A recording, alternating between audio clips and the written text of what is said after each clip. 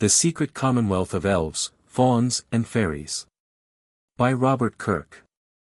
Introduction. How do you find this book? Any thoughts about the book or the author? Any suggestion for improvement? Please take a moment to share your thoughts in a comment. If you like it, share it with your friends who might enjoy it as well. Subscribe to keep in touch. Visit completeaudiobooks.com for more quality content. 1. The history of the book and author. The bibliography of the following little tract is extremely obscure. The title page of the edition of 1815, which we reproduce, gives the date as 1691. Sir Walter Scott says in his Demonology in Witchcraft, 1830, page 163, note, it was printed with the author's name in 1691, and reprinted, in 1815, for Longman and Company. But was there really a printed edition of 1691? Scott says that he never met with an example. Research in our great libraries has discovered none, and there is none save that of 1815 at Abbotsford. The reprint, of 100 copies, was made, as it states, from no printed text, but from a manuscript copy preserved in the Advocate's Library. On page 45 of the edition of 1815, at the end of the comments on Lord Tarbott's letters, there is a note by the transcriber, that is, the person who wrote out the manuscript in the Advocate's Library, see the rest in a little manuscript belonging to Colini Kirk. Now Colini or Colin Kirk, writer to the signet, was the son of the Reverend Mr. Kirk, author of the tract. If the son had his father's book only in manuscript, it seems very probable that it was not printed in 1691. That the title page is only the title page of a manuscript. Till some printed text of 1691 is discovered, we may doubt, then, whether the 100 copies published in 1815, and now somewhat rare, be not the original printed edition. The editor has a copy of 1815, but it is the only one which he has met with for sale. The Reverend Robert Kirk, the author of The Secret Commonwealth, was a student of theology at St. Andrews. His master's degree, however, he took at Edinburgh. He was, and this is notable, the youngest and seventh son of Mr. James Kirk, minister of Aberfoyle, the place familiar to all readers of Rob Roy. As a seventh son, he was, no doubt, specially gifted, and in The Secret Commonwealth he lays some stress on the mystic privileges of such birth. There may be some secret virtue in the womb of the parent, which increaseth until the seventh son be born, and decreaseth by the same degree afterwards. It would not surprise us if Mr. Kirk, no less than the Reverend Robert Blair of St. Andrews, 1650-60, could heal scrofula by the touch, like royal persons Charles III. In Italy, for example. As is well known to all, the House of Brunswick has no such powers. However this may have been, Mr. Kirk was probably drawn, by his seventh sonship, to a more careful study of psychical phenomena than most of his brethren bestowed. Little is known of his life. He was minister originally of Balquhidder, whence, in 1685, he was transferred to Aberfoyle. This was no covenanting district, and there is no bigotry in Mr. Kirk's dissertation. He was employed on an Irish translation of the Bible, and he published a Psalter in Gaelic, 1684. He married, first, Isabel, daughter of Sir Colin Campbell of Mochester, who died in 1680, and, secondly, the daughter of Campbell of Forty. This lady survived him. From his connection with Campbells, we may misdoubt him for a Whig. By his first wife he had a son, Colin Kirk, W.S., by his second wife, a son who was minister of Dornoch. He died, if he did die, which is disputed, in 1692, aged about 51, his tomb was inscribed. Robertus Kirk, A.M. Lingui Hibernii Lumen. The tomb, in Scott's time, was to be seen in the cast end of the churchyard of Aberfoyle, but the ashes of Mr. Kirk are not there. His successor, the Reverend Dr. Graham, in his sketches of picturesque scenery, informs us that, as Mr. Kirk was walking on a dunshire, or fairy hill, in his neighborhood, he sunk down in a swoon, which was taken for death. After the ceremony of a seeming funeral, writes Scott, op. cit., page 105, the form of the Rev. Robert Kirk appeared to a relation, and commanded him to go to Graham of Duchray. Say to Duchray, who is my cousin as well as your own, that I am not dead, but a captive in Fairyland, and only one chance remains for my liberation. When the posthumous child, of which my wife has been delivered since my disappearance, shall be brought to baptism, I will appear in the room, when, if Duchray shall throw over my head the knife or dirk which he holds in his hand, I may be restored to society. But if this is neglected, I am lost for ever. True to his tryst, Mr. Kirk did appear at the christening and was visibly seen, but Duchray was so astonished that he did not throw his dirk over the head of the appearance, and to society Mr. Kirk has not yet been restored. This is extremely to be regretted, as he could now add matter of much importance to his treatise. Neither history nor tradition has more to tell about Mr. Robert Kirk, who seems to have been a man of good family, a student, and, as his book shows, an innocent and learned person. 2. The Secret Commonwealth. The tract, of which the reader now knows the history, is a little volume of somewhat singular character. Written in 1691 by the Reverend Robert Kirk, minister of Aberfoyle, it is a kind of metaphysic of the fairy world.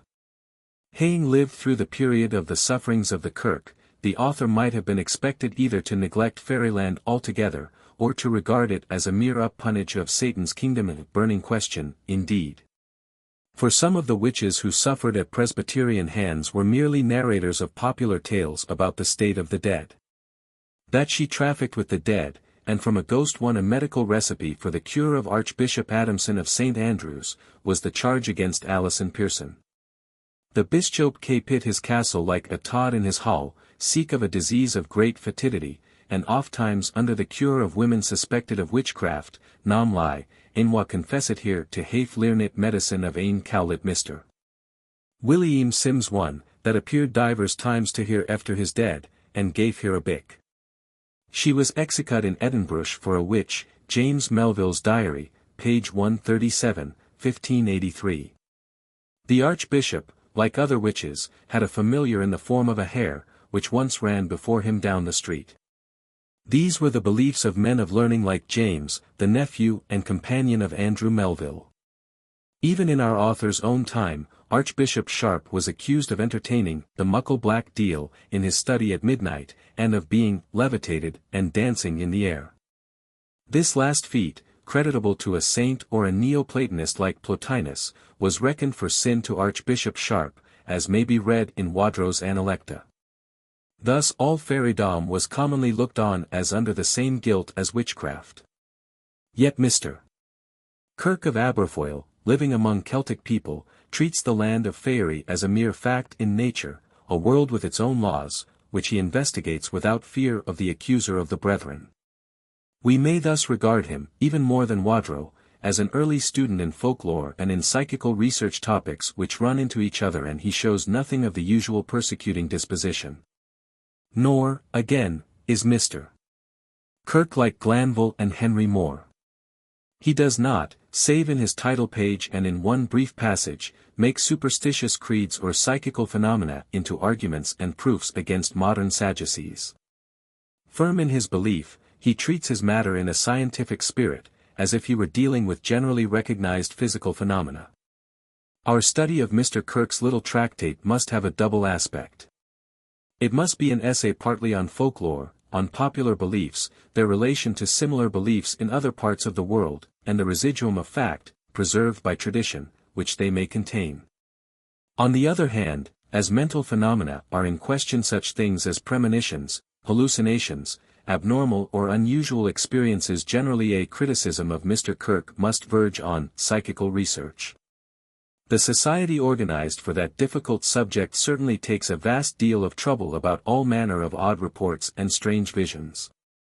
It transfers thoughts of no value, at a great expense of time and of serious hard work. But, as far as the writer has read the Society's proceedings, it takes no keep, as Mallory says, of these affairs in their historical aspect. Whatever hallucination, or illusion, or imposture, or the subliminal self, can do today, has always been done among peoples in every degree of civilization. An historical study of the topic, as contained in trials for witchcraft, in the reports of travelers and missionaries, in the works of the 17th-century Platonists, More, Glanville, Sinclair, and others. And in the rare tracts such as The Devil in Glen Luce and The Just Devil of Woodstock, not to mention Lavater, Wyrus, Thyreus, Reginald Scott, and so on, is as necessary to the psychologist as to the folklorist. One, if there be an element of fact in modern hypnotic experiments, a matter on which I have really no opinion, it is plain that old magic and witchcraft are not mere illusions, or not commonplace illusions. The subliminal self has his stroke in these affairs. Assuredly the psychologists should have an historical department. The evidence which they would find is, of course, vitiated in many obvious ways, but the evidence contains much that coincides with that of modern times, and the coincidence can hardly be designed, that is to say. The old Highland seers had no design of abetting modern inquiry. It may be, however, that their methods and ideas have been traditionally handed down to modern sensitives and mediums. At all events, here is an historical chapter, if it be but a chapter in the history of human error. These wide and multifarious topics can only be touched on lightly in this essay. The author will be content if he directs the attention of students with more leisure and a better library of diablerie to the matter. But first we glance at the Secret Commonwealth as folklorists. 3. The Subterranean Inhabitants. Mr. Kirk's first chapter, of the Subterranean Inhabitants, naturally suggests the recent speculations of Mr. MacRitchie. The gist of Mr. MacRitchie's testimony of tradition is that there once was a race of earth dwellers in this island, that their artificial caves still exist. That this people survive in popular memory as the legendary fiends, and as the pecks of popular tales, in which they are regarded as dwarfs. The Peshas were unco wee bodies, but terrible strang. Here, then, it might be thought that we have the origin of fairy beliefs. There really was, on this showing, a dwarf race, who actually did live in the fairy hills, or haughs, now commonly looked on as sepulchral monuments. There is much in Mr. MacRitchie's theory which does not commend itself to me. The modern legends of Pecks as builders of Glasgow Cathedral, for example, do not appear to prove such a late survival of a race known as Picts, but are on a level with the old Greek belief that the Cyclopes built Mycenae, Testimony of Tradition, p.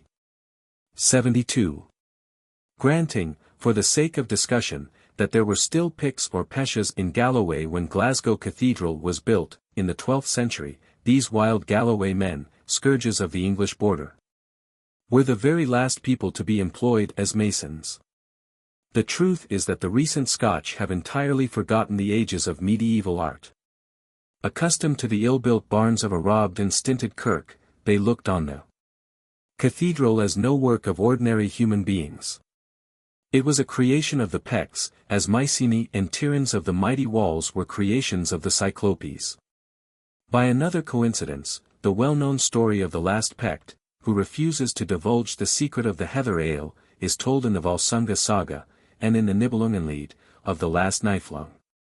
Again, the breaking of a bar of iron, which he takes for a human arm, by the last Pecht is a tale current of the Dracos in modern Greece. See Chambers's Popular Traditions of Scotland for the last Pecht.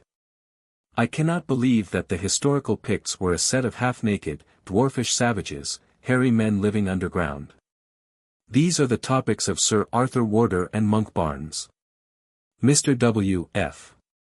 Skene may be said to have put the historic Picts in their proper place as the ancestors of the Highlanders. The Pecht of legend answers to the Dracos and the Cyclopes.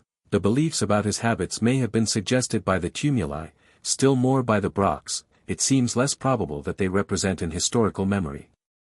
As to the Irish fiends, the topic can only be discussed by Celtic scholars. But it does not follow, because the leader of the fiends seemed a dwarf among giants, that therefore his people were a dwarfish race. 2. The story proves no more than Gulliver's Travels. Once more, we often read in the sagas of a hero like Grettir, who opens a howe, has a conflict with a barrow wight, as Mr. Morris calls the howe dweller, and wins gold and weapons. But the dweller in the how is often merely the able-bodied ghost of the Norseman, a known and named character, who is buried there. He is not a pecht. Thus, as it seems to me, the Scotch and Celts possessed a theory of a legendary people, as did the Greeks. Whether any actual traditions of an earlier, perhaps a Finnish race, was at the bottom of the legend, is an obscure question, but, having such a belief, the Scotch easily discovered homes for the fancied people in the sepulchral house. They combined their information. The fairies, again, are composite creatures. As they came to births and christenings, and as Norse wise wives, as in the saga of Eric the Red, prophesied at festivals, Mr. Macritchie combines his own information. The wise wife is a Finn woman, and Finn and fairy amalgamate. But the Egyptians, as in the tale of two brothers, Maspero, Con Egyptians, had their Hathors, who came and prophesied at births. The Greeks had their Mori, as in the story of Meleager and the burning brand. The Hathors and Mori play, in ancient Egypt and in ancient Greece, the part of fairies at the christening, but surely they were not Finnish women. In short, though a memory of some old race may have mingled in the composite fairy belief, this is at most but an element in the whole, and the part played by ancestral spirits, naturally earth-dwellers, is probably more important. Bishop Calloway has pointed out, in the preface to his Zulu Tales, that what the Highlanders say of the fairies the Zulus say of the ancestors. In many ways, as when persons carried off to fairyland meet relations or friends lately deceased, who warn them, as Persephone and Steenie Steenson were warned, to eat no food in this place, fairyland is clearly a memory of the pre-Christian Hades.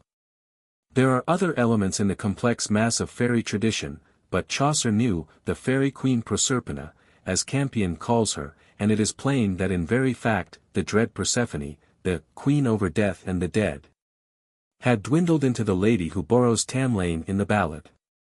Indeed, Kirk mentions but does not approve of this explanation, that those subterranean people are departed souls.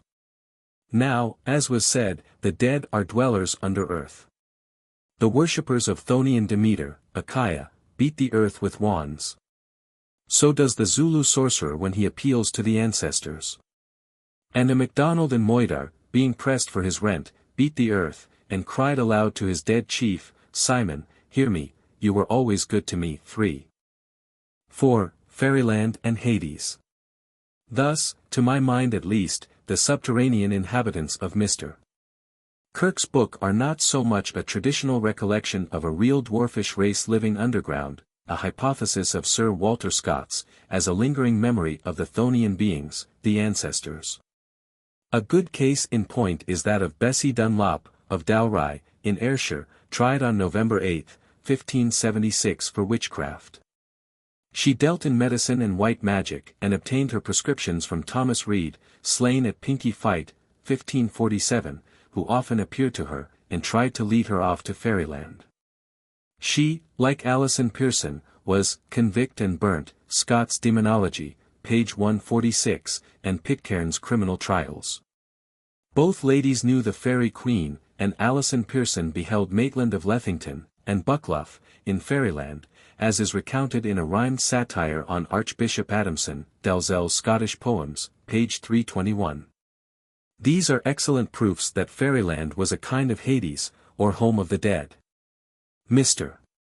Kirk, who speaks of the Sleaf Maith as confidently as if he were discussing the habits of some remote race which he has visited, credits them, as the Greek gods were credited, with the power of nourishing themselves on some fine essential part of human sacrifice, of human food, some fine spirituous liquors, that pierce like pure air and oil, on the poison or substance of corns and liquors.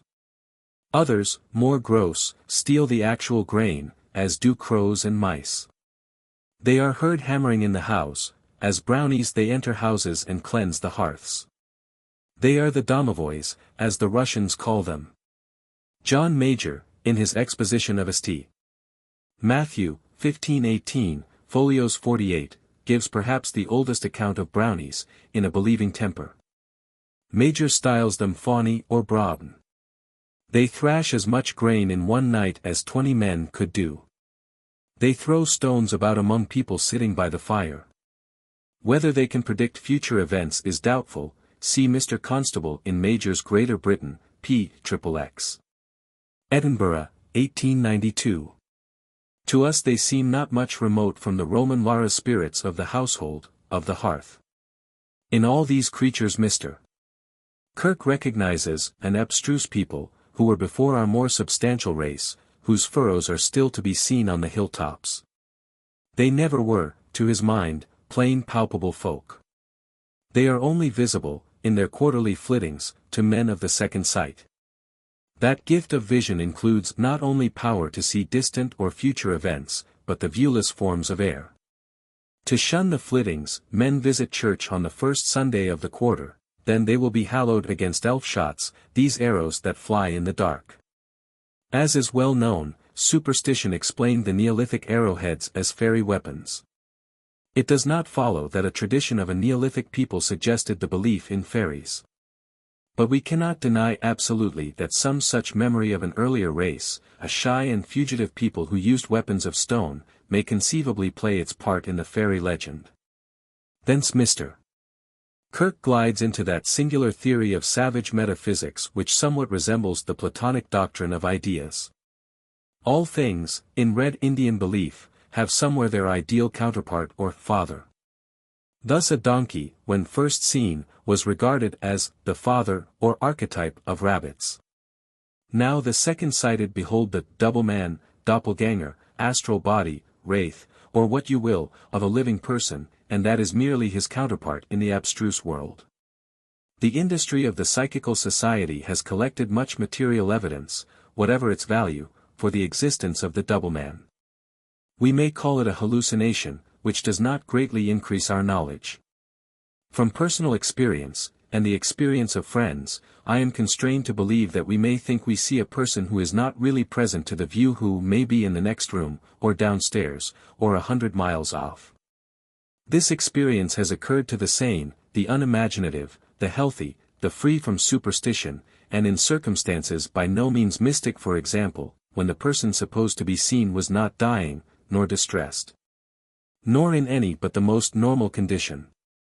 Indeed, the cases when there was nothing abnormal in the state of the person seen are far more numerous, in my personal knowledge, than those in which the person seen was dying, or dead, or excited.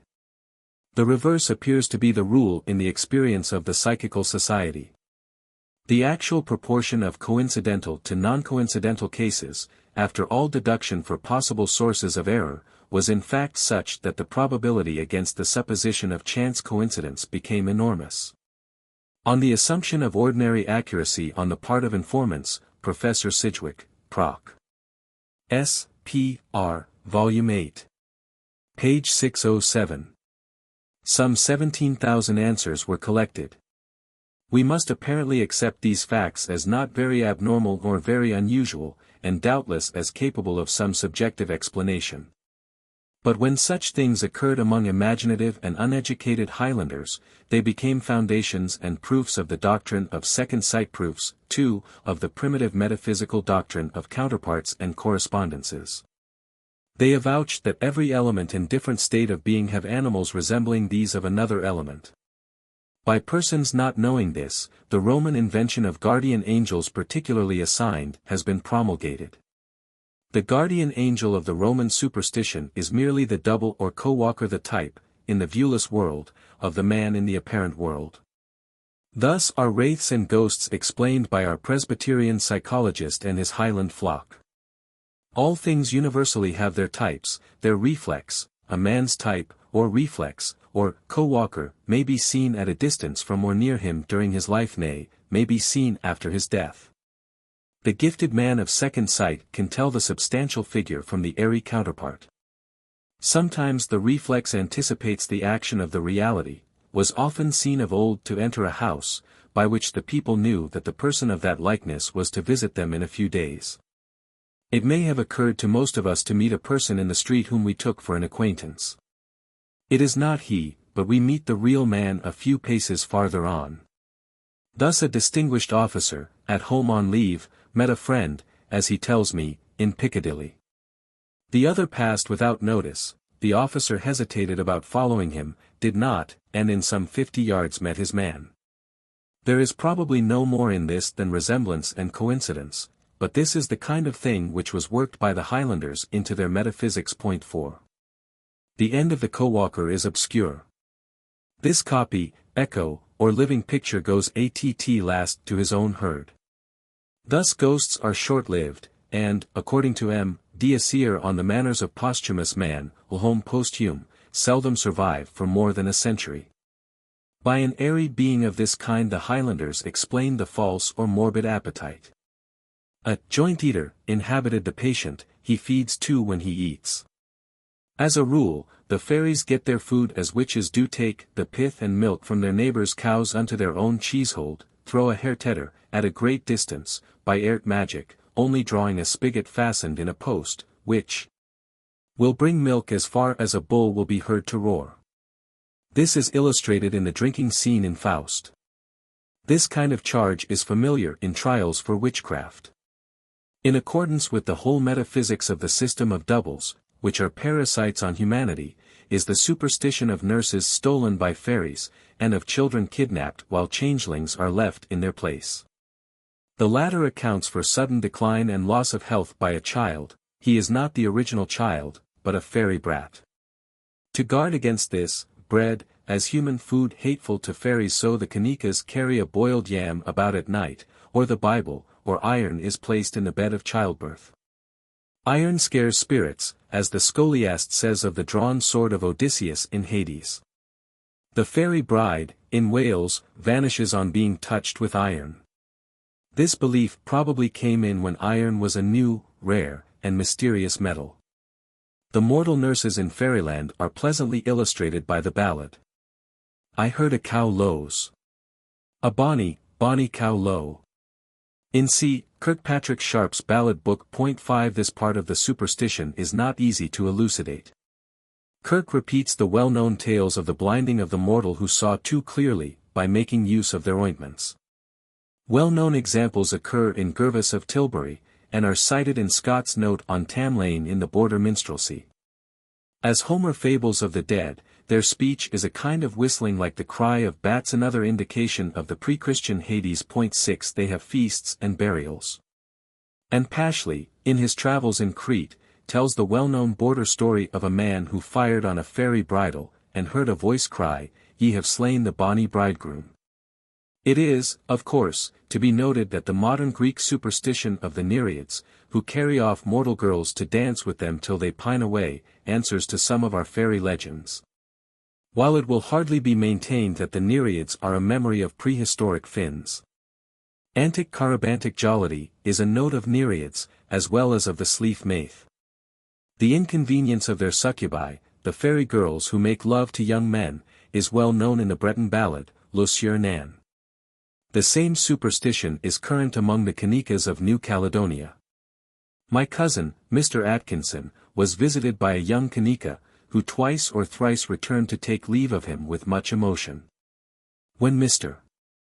Atkinson asked what was the matter, the lad said that he had just met, as he thought, the girl of his heart in the forest. After a scene of dalliance she vanished, and he knew that she was a forest fairy, and that he must die in 3 days, which he did. This is the inconvenience of their succubi, regretted by Mr. Kirk. Thus it appears that the mass of these opinions is not local, nor Celtic merely, but of worldwide diffusion. Thus Sir Walter Scott observes of the Afghans and Highlanders, their superstitions are the same, or nearly so. The Goli Bebekan, demons of the desert, resemble the Bodach of the Highlanders, who walked the heath at midnight and at noon. Quarterly Review, 14. 289. Again, Mr. Kirk says that werewolves and witches' true bodies are, by the union of the spirit of nature that runs thorough all, echoing and doubling the blow towards another, wounded at home, when the astral or assumed bodies are stricken elsewhere. Thus, if a witch hare is shot, the witch's real body is heard in the same part, and Lafitau, in North America, found that when a Huron shot a witch bird, the real magician was stricken in the same place. The theory that the fairies appear as a little rough dog is illustrated by the Welsh dogs of hell. Blackwood's magazine for 1818 contains many examples of these helldogs, which are often invested in a sheet of fire, as Rink says is the case among the Eskimo. Take a modern instance. Mr. F. A. Paley and friend, walking home at night on a lonely road, see a large black dog rise from it, slowly walk to the side, and disappear. They search in vain. Mr. Paley hears subsequently that this mysterious dog is the terror of the neighborhood, but no such real dog is known. Date, Summer 1837, Journ. Of S. P. R., February 1893, page 31. The dwellings of these airy shadows of mankind are, naturally, fairy hills. There is such a hill, the Fairy Hill at Aberfoyle, where Mr. Kirk resided. Bailey Nicol Jarvie describes its legends in an admirable passage in Rob Roy. Mr. MacRitchie says, how much of this how is artificial, or whether any of it is, remains to be discovered. It is much larger than most artificial tumuli. According to Mr. Kirk, the Highlanders superstitiously believe the souls of their predecessors to dwell in the fairy hills. And for that end, say they, a moat or mount was dedicated beside every churchyard, to receive the souls till their adjacent bodies arise, and so become as a fairy hill. Here the Highland philosophers have conspicuously put the cart before the horse. The tumuli are much older than the churches, which were no doubt built beside them because the place had a sacred character. Two very good examples may be seen at Dalry, on the Ken, in Galloway, and at Parton, on Lough Ken. The grassy houses are large and symmetrical, and the modern Presbyterian churches occupy old sites. At Parton there are ruins of the ancient Catholic Church. Round the tumulus at Dalry, according to the local form of the Merkin of Hisione, a great dragon used to coil in triple folds, before it was killed by the blacksmith. Nobody, perhaps, can regard these tumuli, and many like them, as anything but sepulchral. On the road between Ballantry, in Ayrshire, and Stranraer, there is a beautiful tumulus above the sea, which at once recalls the barrow above the main that Elpenor in the Odyssey asked Odysseus to build for him, the memorial of a luckless man. In the Argonautica of Apollonius Rhodius, the ghost of a hero who fell at Troy appears to the adventurers on a tumulus like this of the Ayrshire coast. In speaking of these barrows Mr. Kirk tells how, during a famine about 1676, two women had a vision of a treasure hid in a fairy hill. This they excavated, and discovered some coins, of good money. The great gold corselet of the British Museum is said to have been found in Wales, where tradition spoke of a ghost in golden armor which haunted a hillock. The hillock was excavated, and the golden corselet, like the Shakespearean bricks, is alive to testify to the truth of the story. 5. Fairies and Psychical Research. The fairy belief, we have said, is a composite thing. On the materials given by tradition, such as the memory, perhaps, of a prehistoric race, and by old religion, as in the thoughts about the pre-Christian Hades, poetry and fancy have been at work. Consumption, lingering disease, unexplained disappearances, sudden deaths, have been accounted for by the agency of the fairies, or people of peace. If the superstition included no more than this, we might regard it as a natural result of imagination, dealing with facts quite natural in the ordinary course of things. But there are elements in the belief which cannot be so easily dismissed. We must ask whether the abnormal phenomena which have been so frequently discussed, fought over, forgotten, and revived, do not enter into the general mass of folklore. They appear most notably in the two branches of Browniedom of pixies, as they say in Devonshire, who haunt the house, and in the alleged examples of the second sight. The former topic is the more obscure, if not the more curious. Let us examine the occurrences, then, which may have begotten the belief in brownies, and in house-haunting pixies or fairies. These appearances may be alleged, on one hand, to be actual facts in nature, the workings of some yet unexplained forces. Or they may merely be the consequences of some very old traditional method of imposture, vulgar in itself, but still historical. That form of imposture, again, may be wrought either by conscious agents or unconsciously and automatically by persons under the influence of somnambulism. Or, finally, the phenomena may in various cases be due to any one of these three agencies, all of which may possibly be very causae, as conscious imposture and trickery is certainly one vera causa. In Mr. Kirk's book we meet the invisible wights which haunt houses, throw great stones, pieces of earth and wood at the inhabitants, but hurt them not at all. As we have said, Major, 1518, calls these wights faunae or brabn, that is, brownies, and says that they thrash as much grain in one night as 20 men could do, and throw stones about. The legend of their working was common in Scotland, and a correspondent says that in Devonshire the belief in pixies who set the house in order exists among the grandparents of the present generation. But the sportive is more common than the kindly aspect of brownies. Through history we constantly find them causing objects to move without visible contact, and, acting in sport, like buffoons and drolls.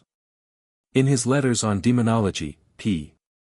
377, Scott gives instances where the buffoon or droll was detected, and confessed that the rattlings of plates and movements of objects were caused by an apparatus of threads or horsehair. He also quotes the famous doings of the just devil of Woodstock, in 1649, which so perplexed and discomfited the Cromwellian commissioners. He accounts for those annoyances by the confessions of Joe Collins of Oxford, Funny Joe, which he quotes from Hone's Everyday Book, while Hone quotes from the British Magazine of 1747. But the writer in the British Magazine gives no references or authorities for the authenticity of Funny Joe's confessions, nor even for the existence of Joseph.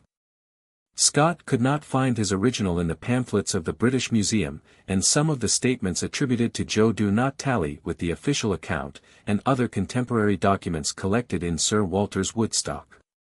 Joe pretends, for example, to have been secretary to the commission under the name of Giles Sharp, but in the other accounts the secretary is named Brown. A royalist brownie or poltergeist lies under shrewd suspicion, but Joe's own existence is unproved, and his alleged evidence is of no value. However, no sane person can dream of doubting that many a brownie has been as much in flesh and blood as the brownie of Bodsbeck in Hogg's story. There remain the less easily explicable tales of strange and humorous disturbances, accompanied by loud sounds, rappings, the moving of objects without visible contact, and so forth. 7. Perhaps we may best examine these by taking modern instances, collected by the Psychical Society, in the first place, and then comparing them with cases recorded at distant times and in remote places. Some curious common features will be observed, and the evidence has at least the value of undesigned coincidence. Glanville, Telfair, Minister of Rhurick, the Wesleys, Dr. Adam Clark, Increase Mather, were not modern students of psychical research. The modern psychical researchers, we fear, are not students of old legendary lore, which they dismiss on evidence not first-hand nor scientifically valid. Thus they do not seem to be aware that they are describing, almost in identical terms, phenomena identical with those noted by Telfair, Mather, Lavater, and the rest, and by those ancients attributed to devils. The modern recorder's acts not consciously copying from old accounts, the coincidences therefore have their value, as proving that certain phenomena have occurred and recurred. Now those phenomena may be due to conscious or to hysterical imposture, but they have been frequent and common enough to keep alive, and probably to originate. A part of the fairy belief, that part which is concerned with brownies and house-haunting pixies, or domovoys. These, again, correspond to the tricky beings described by Mr. Leland in his Etruscan remains as survivals of old Roman and Etruscan popular religions, while we find similar occurrences in the empire of the Incas not long after the Spanish conquest of Peru. 8. Beginning, then, with what is nearest to us in time, we take Mr. F. W. H. Myers's essays on the alleged movement of objects without contact, occurring not in the presence of a paid medium. 9. The alleged phenomena are, of course, as common as blackberries in the presence of paid mediums, but are to the last degree untrustworthy. Even when there is no paid medium present, the mere contagious excitement which is said to be developed at séances makes all that is thought to occur there a story to be taken with plenty of salt. 10. One of Mr. Myers's examples was the result of séances, but it had features of great importance for the argument. It will be found in Proc. S.P.R. Volume 19. Page 139, July 1891. The performers are Mr. C., Mrs. C., and Mr. H., Mr. C., and Mrs. C.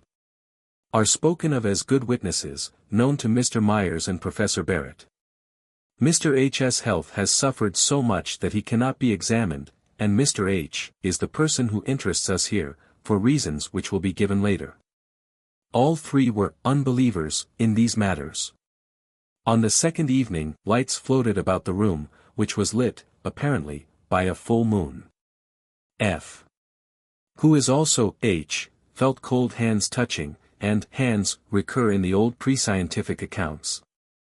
The three mages were holding hands tightly at the time. Now Mr. H. had hitherto been in excellent health, but after his chair was dragged from under him, and he was thrown down on the ground, he went into a trance. His watch and ring, on the finger of a hand held by Mrs. C., were carried to a remote part of the room.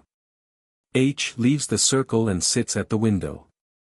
Another figure walks through the room. H. returns, is thrown down, his coat is dragged off, and his boots are discovered on a distant sofa. He asks for something from home, goes into a trance, a photograph locked up by him at home is found on the table. His wife, in town, being quite ignorant of our having had séances, told us that, at that very hour, a fearful crash occurred in his bedroom. The photograph vanished, and returned last night, when H. was in a trance. He is thrown down again. He has alternate fits of unconsciousness and raving delirium. The home of Mr. and Mrs. C., not the house where they sat, is vexed by figures, noises, knockings. We were sprinkled with water in the night, haunted by sounds of drums and horns, and so forth. Before a manifestation, we all felt a sudden chill, like either a wave of intensely cold air passing, or a rapid decrease of temperature. 11. This is a disgusting story if Mr. H.'s health was ruined by his presence at the performances. The point, however, is that he did behave in epileptic fashion while these events were in progress. It is natural to suppose that, in his trances, he may have been capable, unconsciously, of feats physically and morally impossible to him in his normal condition. This explanation would not cover all the alleged occurrences, but would account for many of them. We now take an ancient instance, similar disturbances at Newbury, in New England, in 1679, similarly accompanied by the presence of an epileptic patient. 12 The house of William Morse was strangely disquieted by a demon. The inmates were Morse, his wife, and their grandson, a boy whose age is not given.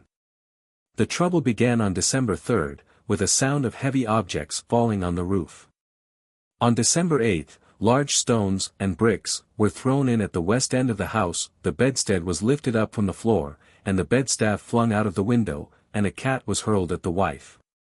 A long staff danced up and down in the chimney.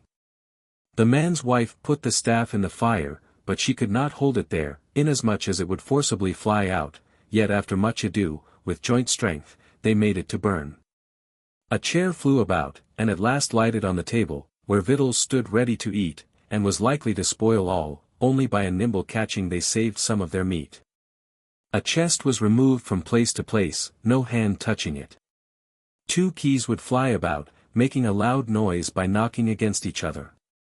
As they lay in bed with their little boy between them, a great stone from the floor of the loft was thrown upon the man's stomach, and he turning it down upon the floor, it was once more thrown upon him. On January 23, 1680, his inkhorn was taken away from him while he was writing. He was keeping a diary of these events, and when by all his seeking he could not find it, at last he saw it drop out of the air, down by the fire.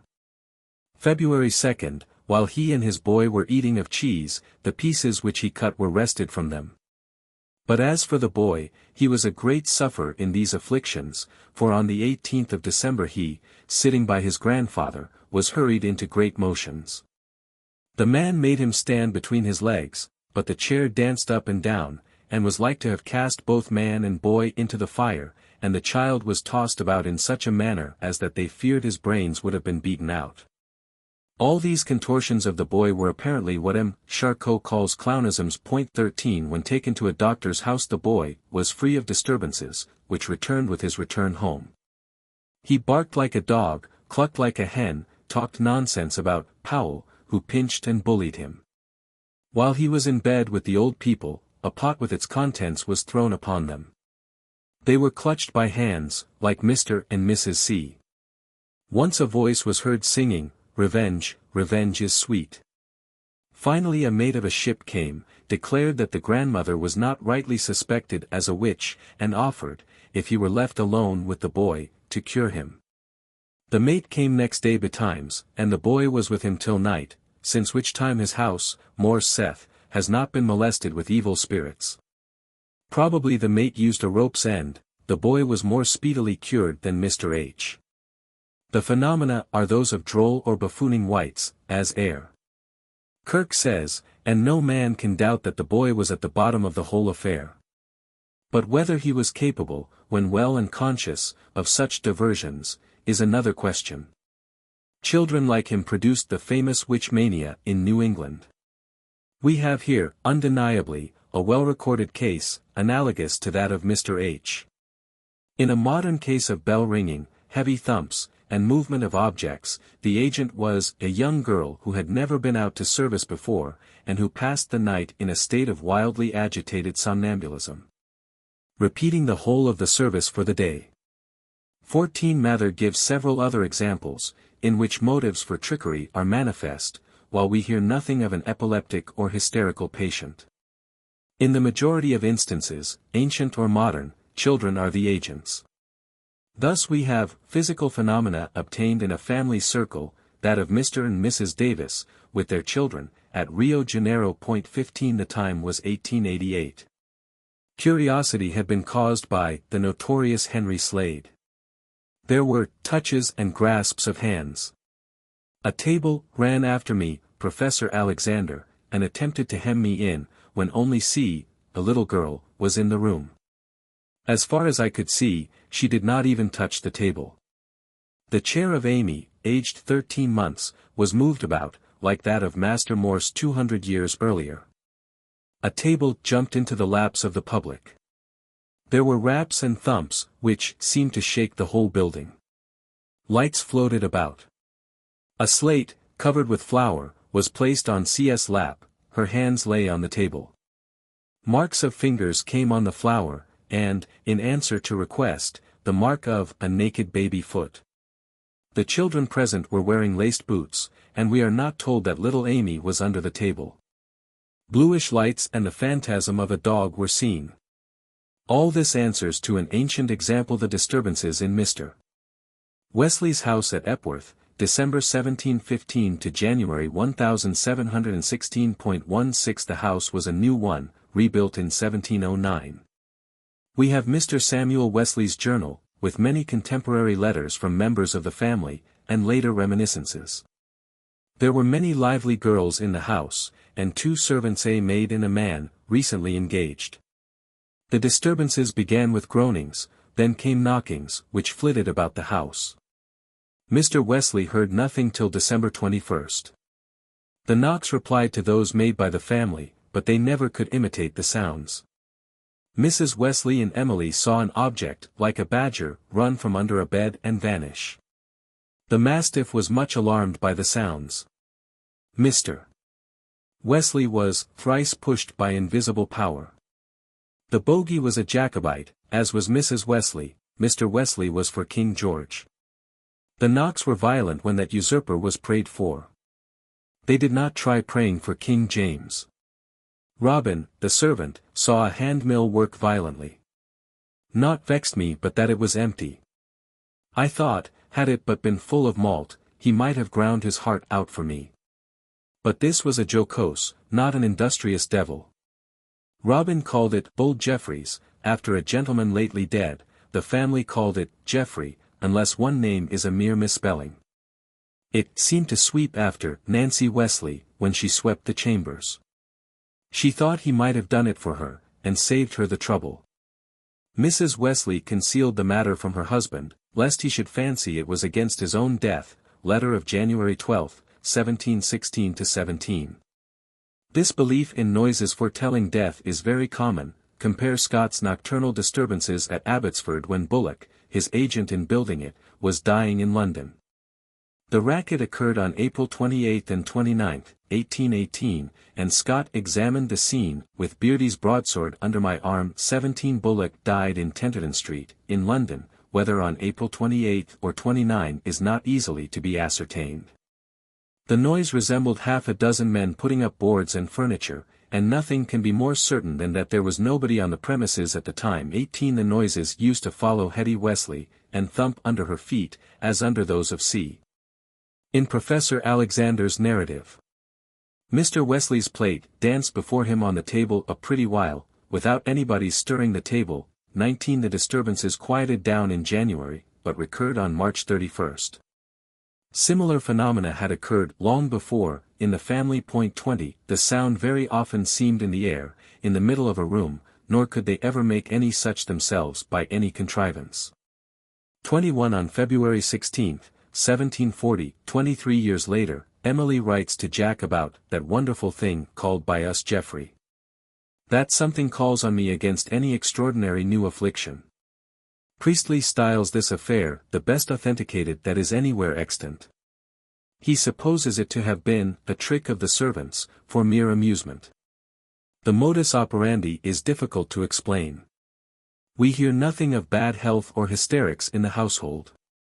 22 For our purpose it is enough that a few incidents of this kind, however produced, might originate and keep alive the belief in brownies, and that shrewd and knavish sprite, called Robin Goodfellow, who frights the maidens of the villagery, schemes milk, and sometimes labors in the quern. By a curious coincidence, we can show a case in which phenomena of the kind usually reported as occurring at séances, and in examples like that of William Morse, were actually accepted as manifestations of the Sleaf Maith, or fairies. In his account of the disturbances in the Wesley family, Dr. Clarke, the author, averred that he had himself witnessed similar events. It thus became necessary to consult his life. London, 1833. In the history of my own life, says Dr. Clarke, I have related this matter in sufficient detail. 23 Unluckily, in his life, pages 76, 77, he gives scarce any details. Previous to sudden deaths in a family called Church, the phenomena of falling plates, heavy tread, and other noises occurred. Mr. Clarke sat up one whole night in the kitchen, and most distinctly heard the above noises. He was a born mystic, and even in childhood a reader of Cornelius Agrippa, and, later, of the alchemists. But he records the instance of a woman, who solemnly declared to Mrs. Clarke that a number of the gentle people, Sleaf Maith, occasionally frequented her house. That they often conversed with her, one of them putting its hands on her eyes during the time, which hands she represented, from the sensation she had, to be about the size of those of a child of 4 or 5 years of age. The family were worn down with these visits, and from the mention of touches of hands it is pretty plain that we have to do with the kind of sprite who pause people at séances. But these sprites are recognized. The scene is the north of Ireland, as gentle people, folk of peace. The amusing thing is, that Mr. Clarke, while he believes in Mr. Wesley's Geoffrey, and in the supernatural origin of a noise in a kitchen, laughs at similar phenomena when assigned to fairies. It is a mere difference of terminology. Another old example may be given. It is Alexander Telfair's true relation of disturbances at Ringcroft, in the parish of Rearick. 24 The story is attested by the signatures of Ewart, minister of Kells, in Galloway, Monteith, minister of Bourg, Murdoch, minister of Crossmickle, on Loch Ken, Spalding, minister at Parton, also by Loch Ken, Falconer, minister at Keltown, Mr. Mlellan of Colleen, Lennox of Millhouse, and a number of farmers. These were all neighbors, and all attested what they saw and heard. Robert Chambers says, there never, perhaps, was any mystic history better attested. Few narrations of the kind have included occurrences and appearances which it was more difficult to reconcile with the theory of trick or imposture. Mr. Telfair himself had been chaplain, in 1687, to Sir Thomas Kirkpatrick of Closeburn. He was then an Episcopalian. Andrew Mackie was a stonemason at Rerick. On March 7, 1695, and for long after, stones began to fly about in his house by night and day. The stones which hit any person had not half their natural weight. Mackie complained to Telfair, his minister, who entered the house and prayed. Nothing odd occurred. As he stood outside, he saw 2 little stones drop down on the croft, then he was asked to return, and was pelted inside the cottage. This was March 11. For a week there was no more trouble, then the disturbances began again. Mr. Telfair was sent for, and was pelted, beaten with a staff, and heard loud knockings. That night, as I was at prayer, leaning on a bedside, I felt something lifting up my arm. I, casting my eyes thither, perceived a little white hand and arm from the elbow down, but presently it evanished. There was never anything seen except that hand I saw, and an apparition of a boy in grey clothes. Sometimes the stoning went on in the open air. 25 There were plenty of touchings, grippings, and scratchings. The door bar, a long, heavy piece of squared wood, would go through the house as if a person were carrying it in their hand, yet nothing seen doing it. Here we compare, in Proc. S.P.R. February 1892, the story of a carpenter's shop at Swanland, in Yorkshire, where pieces of wood were levitated into abnormal flight. No imposture was discovered, nor was the presence of any one person necessary. The ministers of Kells and Crossmickle were pelted with stones of 8 pounds weight. On April 6, fireballs floated through the cottage. When 5 ministers were present, it made all the house shake, break a hole through the thatch, and poured in great stones. It handled the legs of some as with a man's hand, it hoisted Mr. Telfair, Lennox of Millhouse, and others off the ground. A sieve flew through the house, Mackie caught it, a force gripped it, and pulled the interior part out of the rim. A day of humiliation was solemnly kept in the parish, which only excited the emulation of the disturbing agent. It continued in a most fearful manner without intermission. Voices were heard, which talked nonsense of a semi-scriptural kind. Finally the thing died out early in May. By the way, on April 28, it pulled down the end of the house, all the stonework thereof. This is a very odd case, as no suspicion is thrown on the children. The attestations of several witnesses are given, not only at the close, but for almost every separate incident. The vision of the white hand is agreeable. The Devil of Glen Luce, in Galloway, was published by Sinclair in his Hydrostatics, of all places, in 1672, and again in Satan's Invisible World, and by Glanville in Saggicismus Triumphatus. In this affair a boy called Thomas, a son of the unlucky householder, was clearly the agent. The phenomena were stone-throwing, beating with sticks, levitation of a plate, and a great deal of voices, probably uttered by the aforesaid Thomas. The Synod ordered a day of humiliation, 1655–56. The affair of the drummer of Tedworth, 1661, is, or ought to be, too well known for quotation. The troubles began after Mr. Mompesson seized the drum of a vagrant musician. In the presence of a clergyman, chairs walked about the room of themselves, a bedstaff was thrown at the minister, but so favourably that a lock of wool could not have fallen more softly.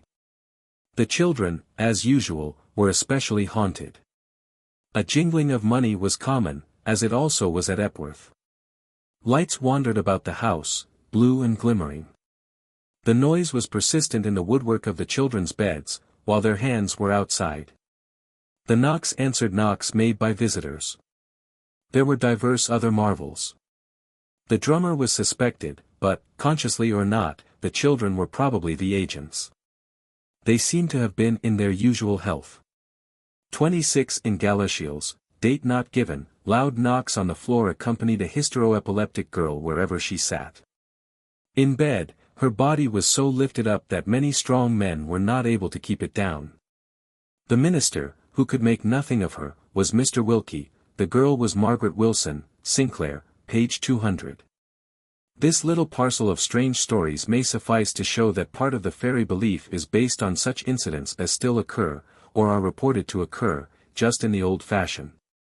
It is for psychologists and physicians to ascertain how far, if at all, the incidents are produced by hysterical, or epileptic, or somnambulistic patients.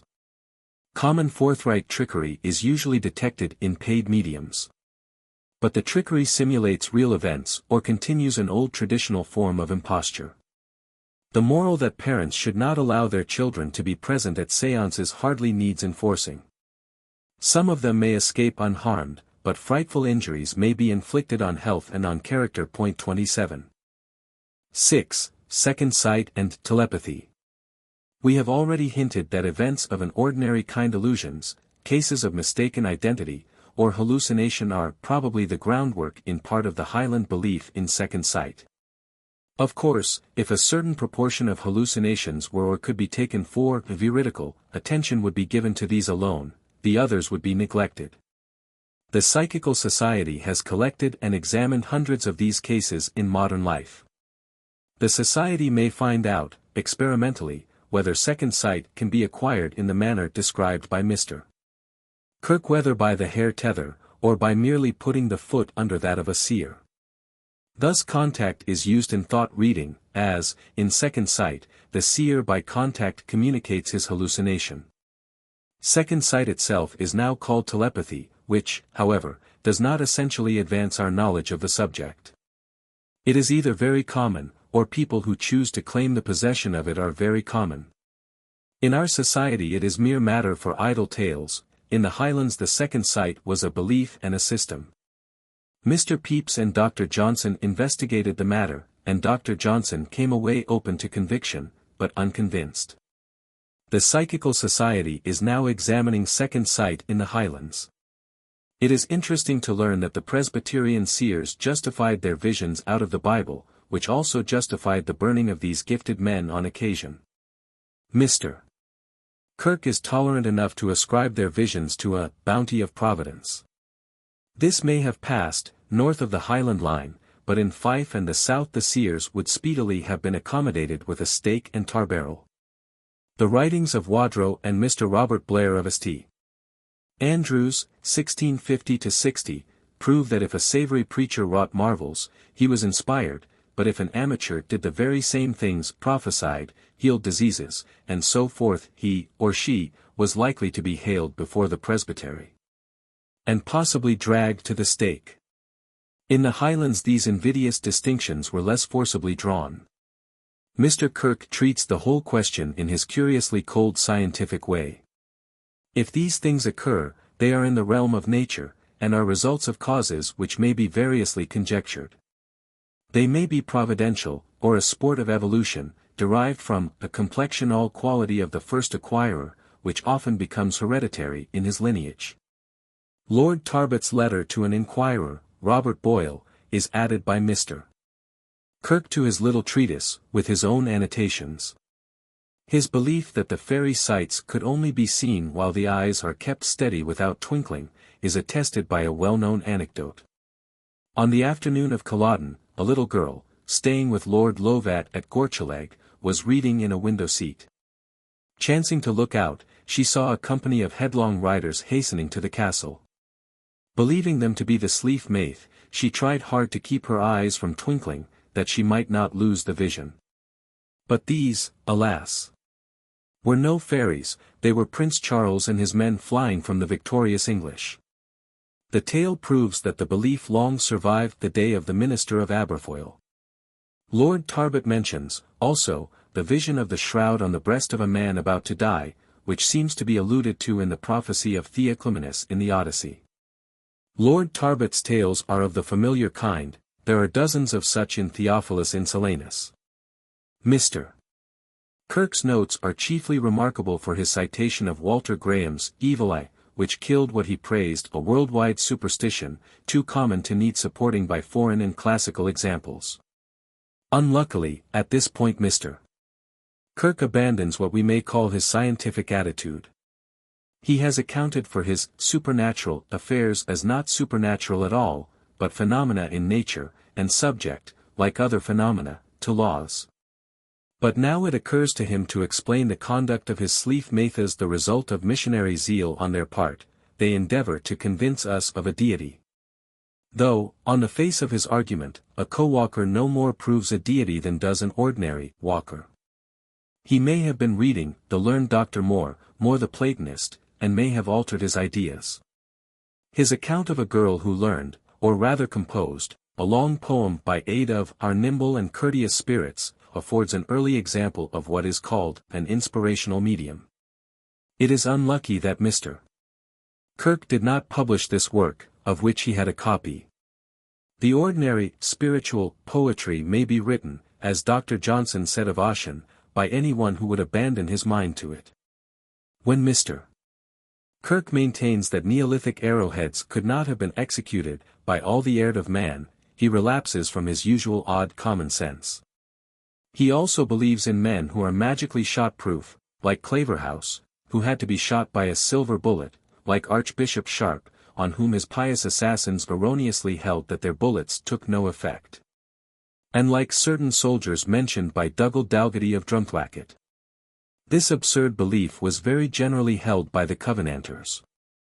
Where his local superstitions and those of his generation are not concerned, Mr. Kirk recovers his clearness of intellect. In Purgatory he finds only the pre-Christian Hades, our secret republic, with an ecclesiastical coloring additional fictions of monks doting in crazied heads. Mr. Kirk did not perceive the danger involved in his own argument.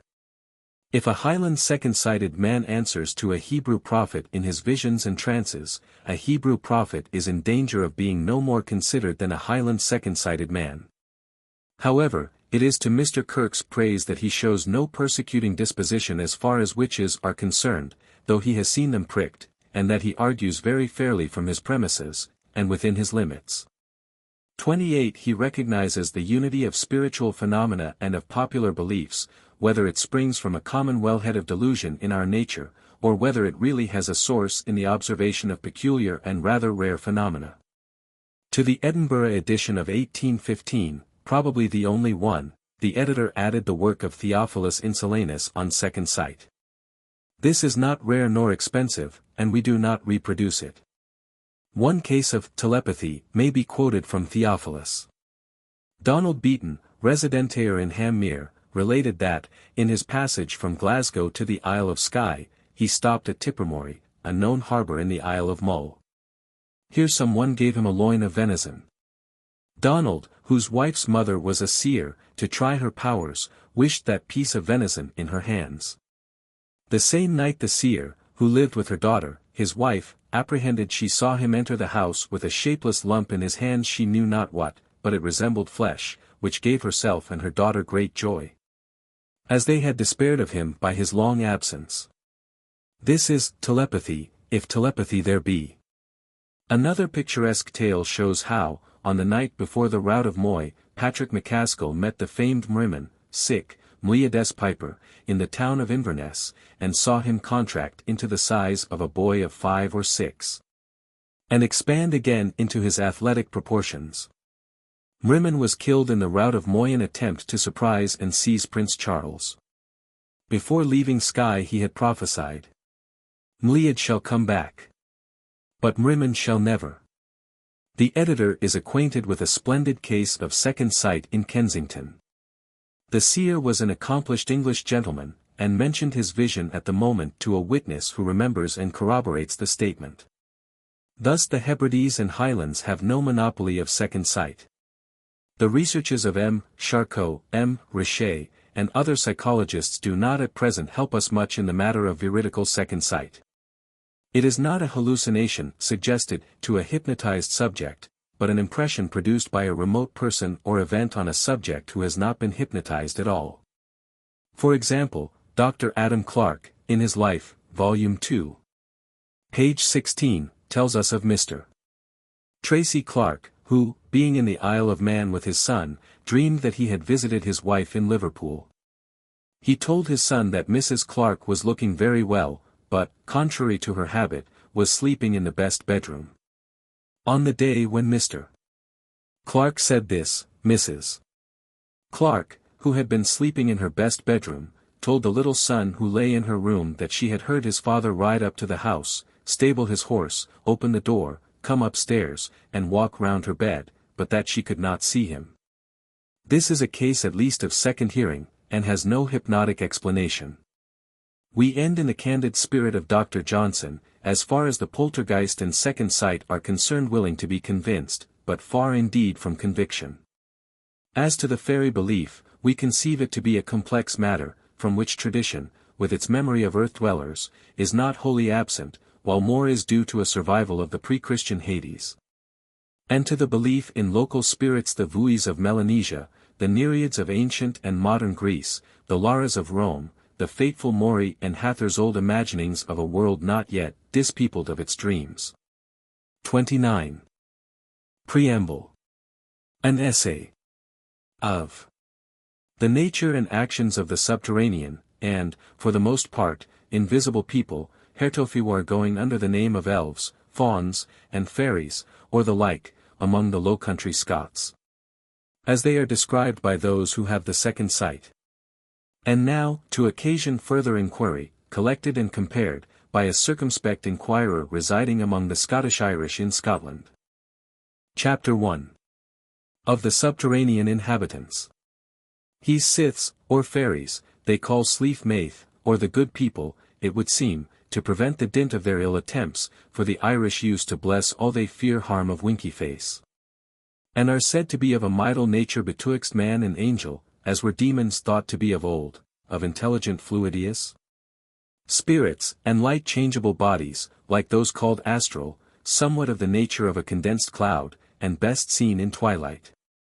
These bodies be so pliable thorough the subtlety of the spirits that agitate them, that they can make them appear or disappear att pleasure.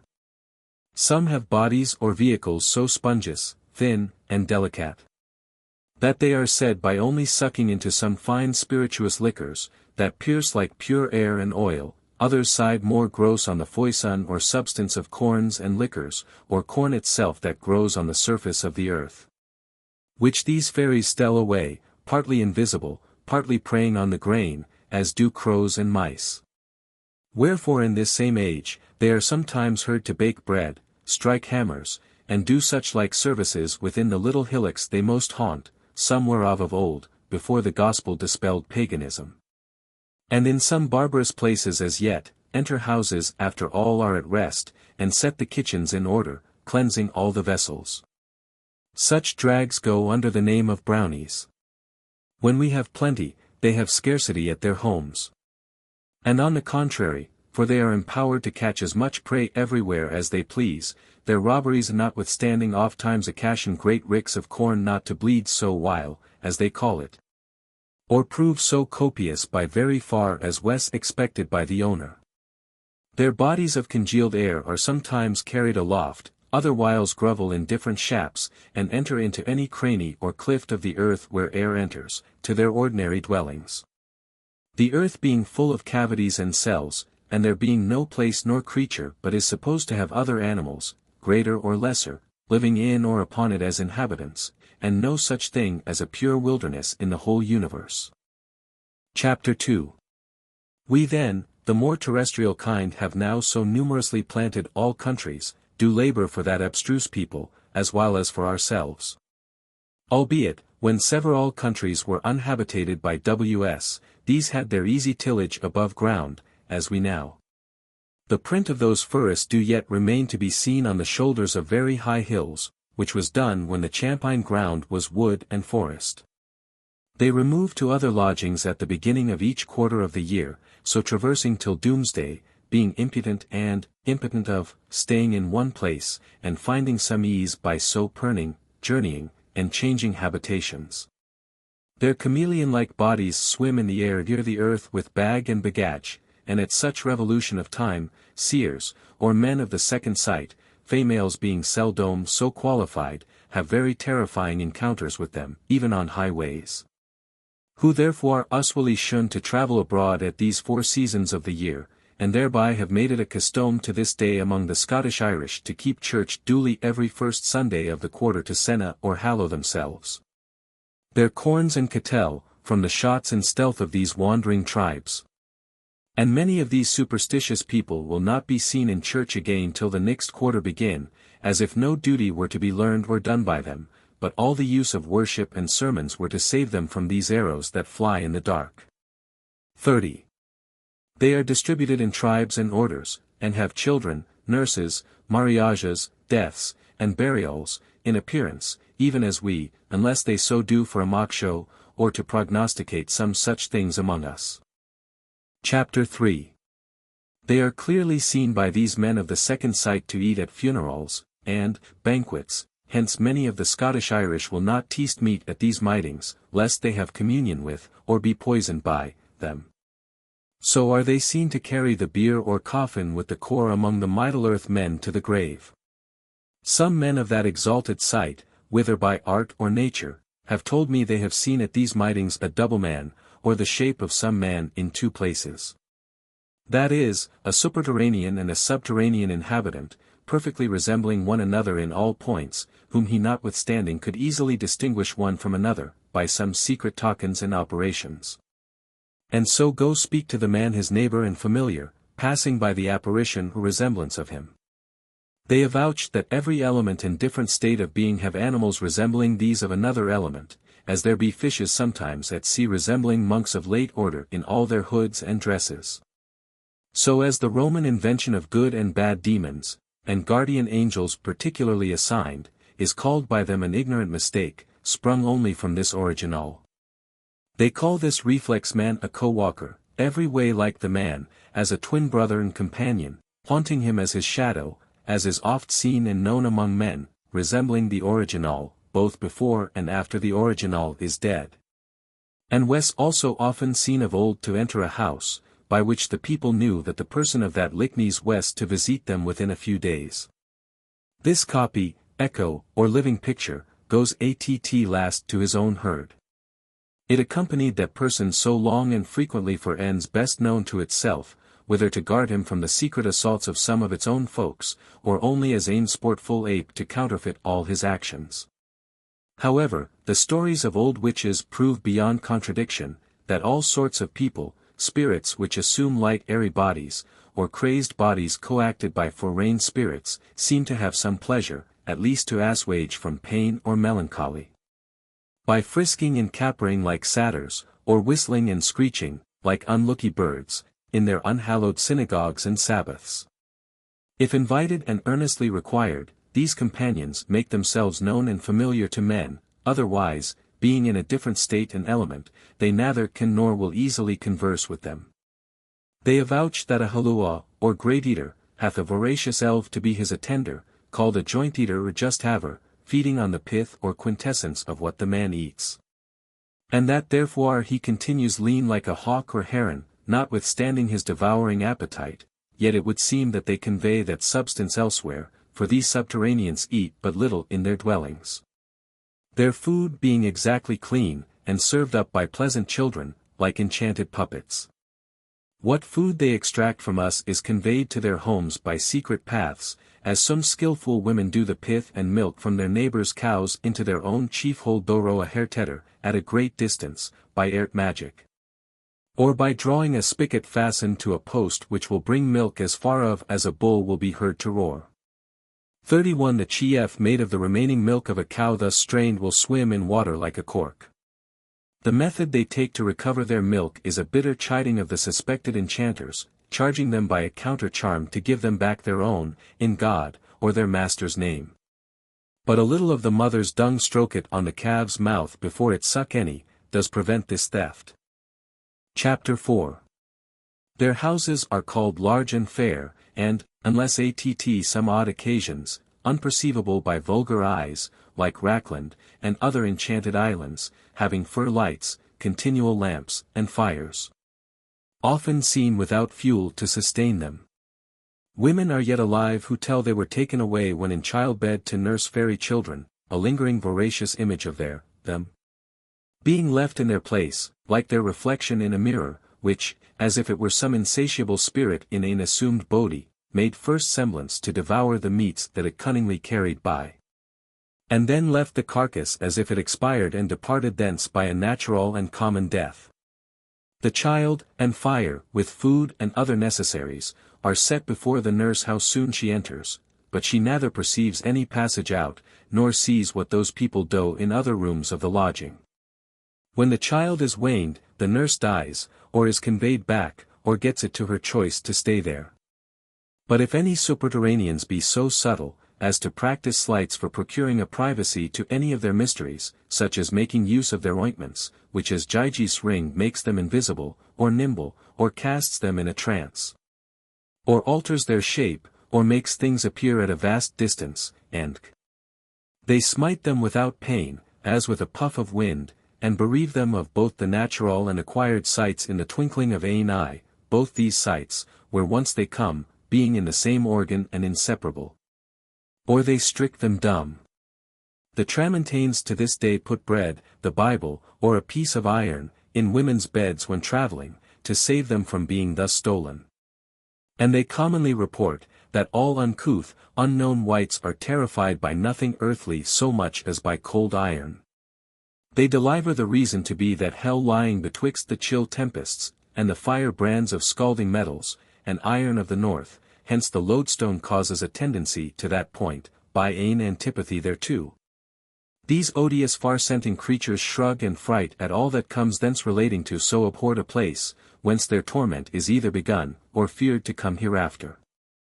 Chapter 5. Their apparel and speech is like that of the people and country under which they live, so are they seen to wear plaids and variegated garments in the Highlands of Scotland, and swanics therefore in Ireland. They speak but little, and that by way of whistling, clear, not rough. The very divils conjured in any country, do answer in the language of the place, yet sometimes the subterraneans speak more distinctly than at other times. Their women are said to spine very fine, to dye, to toshu, and embroider, but whether it is as manual operation of substantial refined stuffs, with apt and solid instruments, or only curious cobwebs, impalpable rainbows, and a fantastic imitation of the actions of more terrestrial mortals, since it transcended all the senses of the seer to discern whither, I leave to conjecture as I found it. Chapter 6. Their men travel much abroad, either presaging or aping the dismal and tragical actions of some amongst us, and have also many disastrous doings of their own, as convocations, fighting, gashes, wounds, and burials, both in the earth and air. They live much longer than we, yet die at last, or, at least vanish from that state. 'Tis ane of their tenets, that nothing perisheth, but, as the sun and year, everything goes in a circle, lesser or greater, and is renewed and refreshed in its revolutions. As 'tis another, that every body in the creation moves, which is a sort of life winky face, and that nothing moves, but, as another animal moving on it, and so on, to the utmost minutest corpuscle that's capable to be a receptacle of life. Chapter 7. They are said to have aristocratical rulers and laws, but no discernible religion, love, or devotion towards God, the blessed Maker of all. They disappear whenever they hear his name invoked, or the name of Jesus. At which all do bow willingly, or by constraint, that dwell above or beneath within the earth. Philip 2:10, winky face, nor can they act odd at that time after hearing of that sacred name. The tabhasper, or seer, that corresponds with this kind of familiars, can bring them with a spell to appear to himself or others when he pleases, as readily as ender witch to those of her kind. He tells, they are ever readiest to go on hurtful errands, but seldom will be the messengers of great good to men. He is not terrified with their sight when he calls them, but seeing them in a surprise, as often he does, frights him extremely. And glad would he be quite of such, for the hideous spectacles seen among them, as the torturing of some white, earnest ghostly staring looks, skirmishes, and the like. They do not all the harm which appearingly they have power to do. Nor are they perceived to be in great pain, save that they are usually silent and sullen. They are said to have many pleasant toyish books.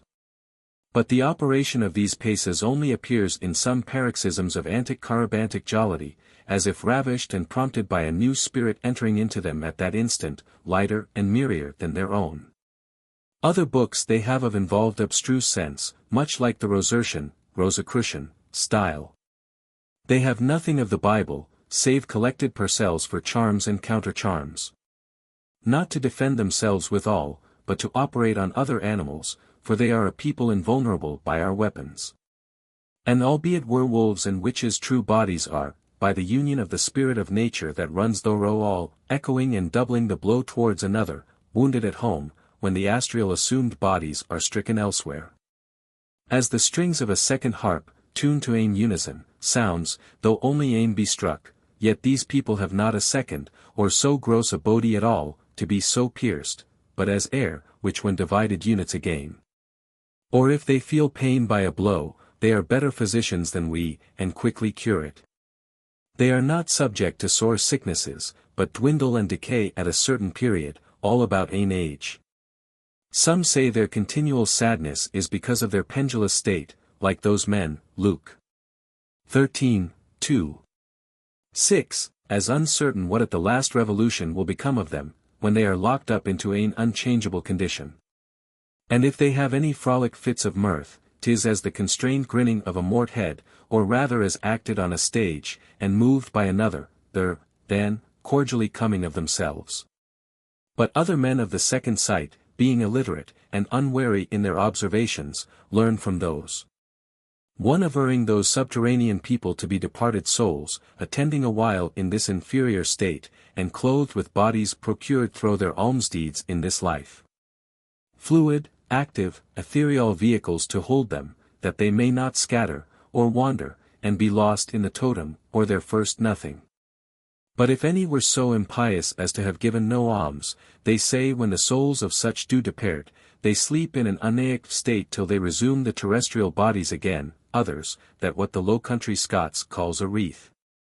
And the Irish Tibhshe 32 or Death's Messenger, appearing sometimes as a little rough dog, and if crossed and conjured in time, will be pacified by the death of any other creature instead of the sick man.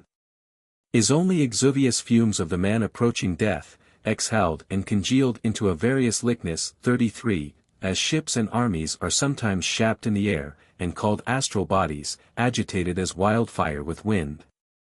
And are neither souls or counterfeiting spirits. Yet not a few avouch, as is said, that surely these are a numerous people by themselves, having their own polities. Which diversities of judgments may occasion several inconsonancies in this rehearsal, after the narrowest scrutiny made about it. Chapter 8.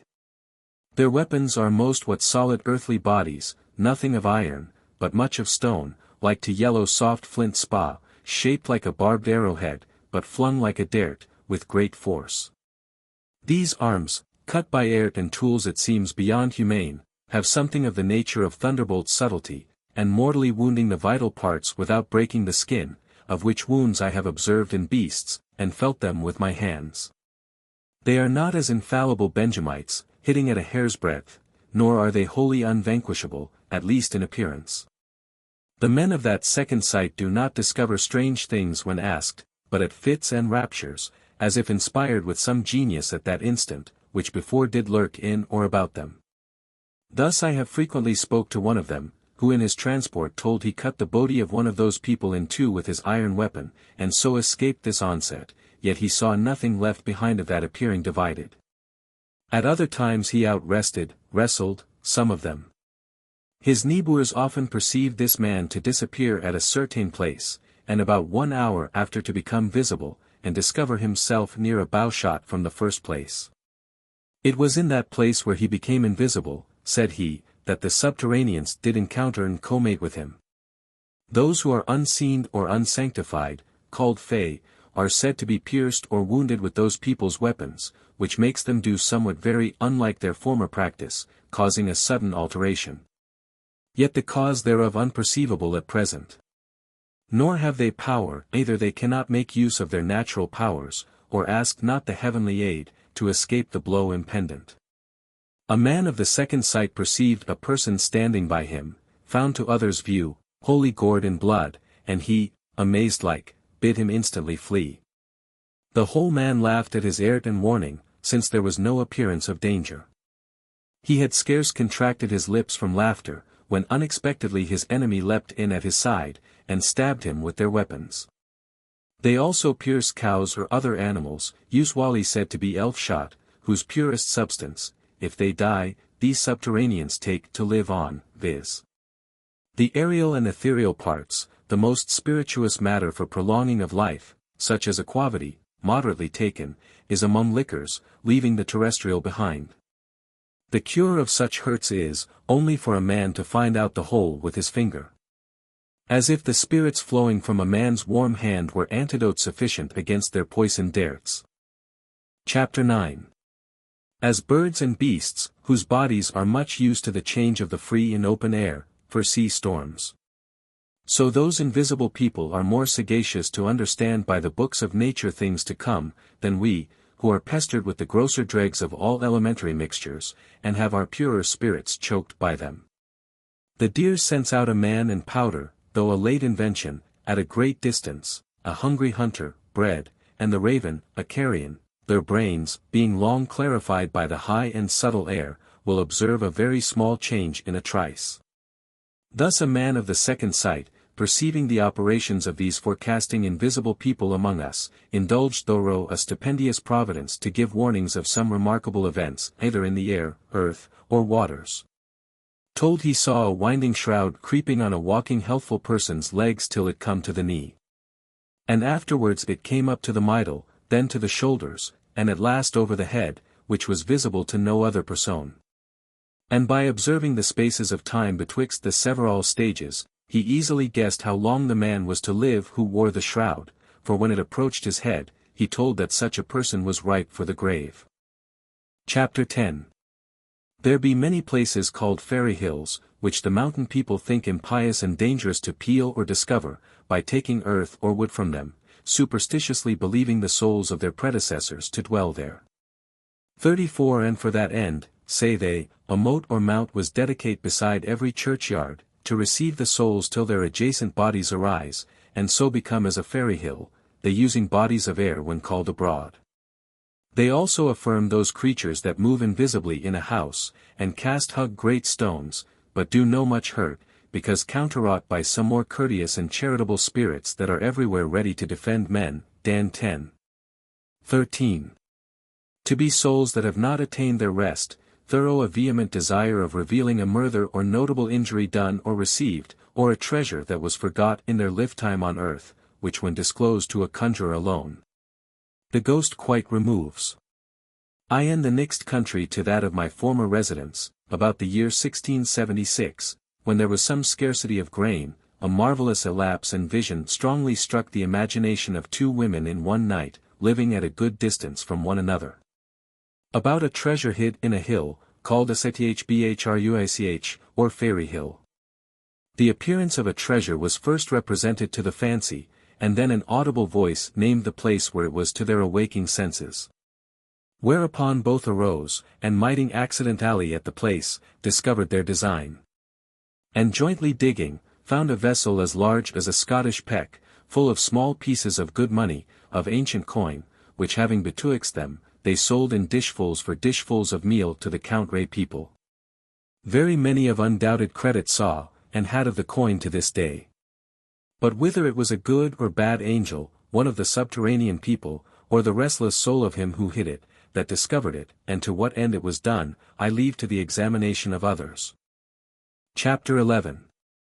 These subterraneans have controversies, doubts, disputes, feuds, and siding of parties, there being some ignorance in all creatures, and the vastest created intelligences not compassing all things. As to vice and sin, whatever their own laws be, sure, according to ours, and equity, natural, civil, and revealed, they transgress and commit acts of injustice, and sin, by what is above said, as to their stealing of nurses to their children. And that other sort of Pelagianism in catching our children away, may seem to heir some estate in those invisible dominions, which never return. For the inconvenience of their succubi, who tryst with men, it is abominable, but for swearing and intemperance, they are not observed so subject to those irregularities, as to envy, spite, hypocrisy, lying, and dissimulation. Chapter 12. As our religion obliges us not to make a peremptory and curious search into these abstrusenesses, so that the histories of all ages give as many plain examples of extraordinary occurrences as make a modest inquiry not contemptible. How much is written of pygmies, fairies, nymphs, sirens, apparitions, which though not the 10th part true, yet could not spring of nothing.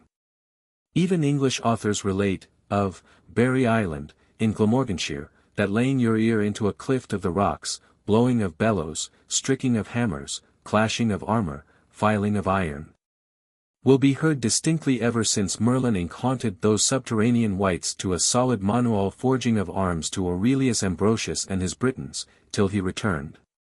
Which Merlin being killed in a battle, and not coming to loose the knot, these active Vulcans are there tied to a perpetual labor. But to dip no deeper into this well, I will next give some account how the seer my informer comes to have this secret way of correspondence beyond other mortals. There be odd solemnities at investing a man with the privileges of the whole mystery of this second sight. He must run a tether of hair, which bound a core to the bier, in a helix, about his middle, from end to end. Then bow his head downwards, as did Elijah, 1 Kings, 18:42, and look back thorough his legs until he sie a funeral advance till the people cross 2 marches, or look thus back thorough a hole where was a knot of fur. But if the wind change points while the hair tether is tied about him, he is in peril of his life. The usual method for a curious person to get a transient sight of this otherwise invisible crew of subterraneans, if impotently and over rashly sought, is to put his left foot under the wizard's right foot. And the seer's hand is put on the inquirer's head, who is to look over the wizard's right shoulder, which he's an ill appearance, as if by this ceremony an implicit surrender were made of all betwixt the wizard's foot and his hand. Ere the person can be admitted a privado to the airt winky face. Then will he see a multitude of wights, like furious hardy men, flocking to him hastily from all quarters, as thick as atoms in the air. Which are no nonentities or phantasms, creatures proceeding from an affrighted apprehension, confused or crazed sense, but realities, appearing to a stable man in his awaking sense, and enduring a rational trial of their being. Thes thorough fear strick him breathless and speechless. The wizard, defending the lawfulness of his skill, forbids such horror, and comforts his novice by telling of Zacharias, as being struck speechless at seeing apparitions, Luke 1:20. Then he further maintains his airt, by vouching Elisha to have had the same, and disclosed it thus unto his servant in 2 Kings, 6:17, when he blinded the Syrians, and Peter in Act 5:9. Forcing the death of Sapphira, by perceiving as it were her winding sheet about her beforehand, and Paul, in 2 Corinth 12:4, who got such a vision and sight as should not, nor could be told.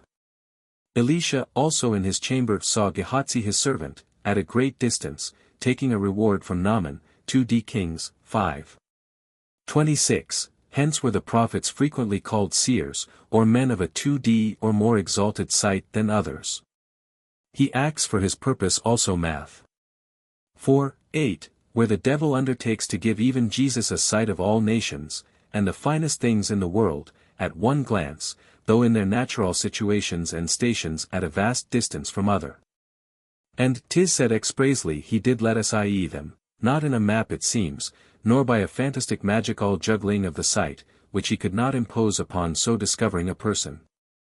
It would appear then to have been a sight of real solid substances, and things of worth, which he intended as a bait for his purpose. Whence it might seem, comparing this relation of Math. 4:8. With the former, that the extraordinary or second sight can be given by the ministry of bad as well as good spirits to those that will embrace it. And the instance of Balaam and the Pythoness make it nothing the less probable. Thus also the seer trains his shoulder, by telling of the gradations of nature, ordered by a wise providence, that as the sight of bats and owls transcend that of shrews and moles, so the visive faculties of men are clearer than those of owls. As eagles, lynxes, and cats are brighter than men's. And again, that men of the second sight, being designed to give warnings against secret engines, surpass the ordinary vision of other men, which is a native habit in some, descended from their ancestors, and acquired as an artificial improvement of their natural sight in others.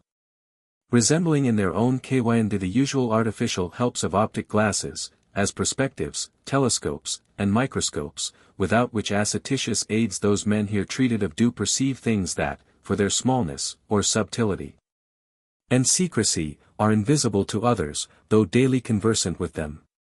They having such a beam continual lie about them as that of the sun, which when it shines clear only, lets common eyes see the atoms, in the air, that without those rays they could not discern.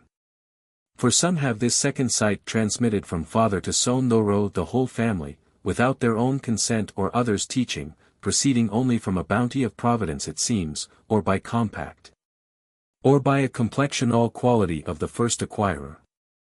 As it may seem alike strange, yet nothing vicious, in such as Master Greatrake 35 the Irish Stroker, 7 sons, and others that cure the king's evil, and chase away diseases and pains, with only stroking of the affected part. Which, if it be not the relics of miraculous operations, or some secret virtue in the womb, of the parent, which increaseth until 7 sons be born, and decreaseth by the same degrees afterwards, proceeds only from the sanative balsam of their healthful constitutions. Virtue going out from them by spirituous effluxes unto the patient, and their vigorous healthy spirits affecting the sick as usually the unhealthy fumes of the sick infect the sound and whole. Chapter 13. The minor sort of seers prognosticate many future events, only for a month's space, from the shoulder bone of a sheep on which a knife never came, for as before is said, and the Nazarites of old had something of it, iron hinders all the operations of those that travel in the intrigues of these hidden dominions.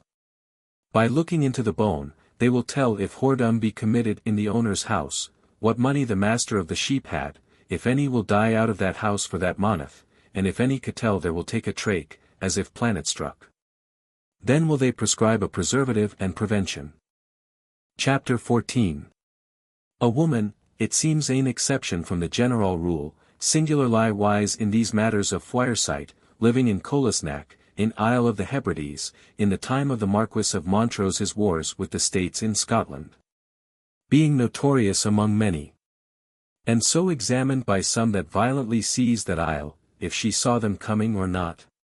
She said, she saw them coming many hours before they came in view of the isle. But earnestly looking, she sometimes took them for enemies, sometime for friends. And moreover they looked as if they went from the isle, not as men approaching it, which made her not put the inhabitants on their guard. The matter was, that the barge wherein the enemy sailed, was a little before taken from the inhabitants of that fame isle, and the men had their backs towards the isle, when they were plying the oars towards it. Thus this old scout and Delphian oracle was at least deceived, and did deceive. Being asked who gave her such sights and warnings, she said, that as soon as she set 3 crosses of straw upon the palm of her hand, a great ugly beast sprang out of the earth near her, and flew in the air. If what she inquired had success according to her wish, the beast would descend calmly, and lick up the crosses. If it would not succeed, the beast would furiously thrust her and the crosses over on the ground, and so vanish to his place. Chapter 15. Among other instances of undoubted verity, proving in these the being of such aerial people, or species of creatures not vulgarly known, I add the subsequent relations. Some whereof I have from my acquaintance with the actors and patients, and the rest from the eyewitnesses to the matter of fact. The first whereof shall be of the woman taken out of her child bed, and having a lingering image of her substituted body in her room, which resemblance decayed, de-wide, and was bird. But the person stolen returning to her husband after 2 years' space, he being convinced by many undeniable tokens that she was his former wife, admitted her home, and had diverse children by her.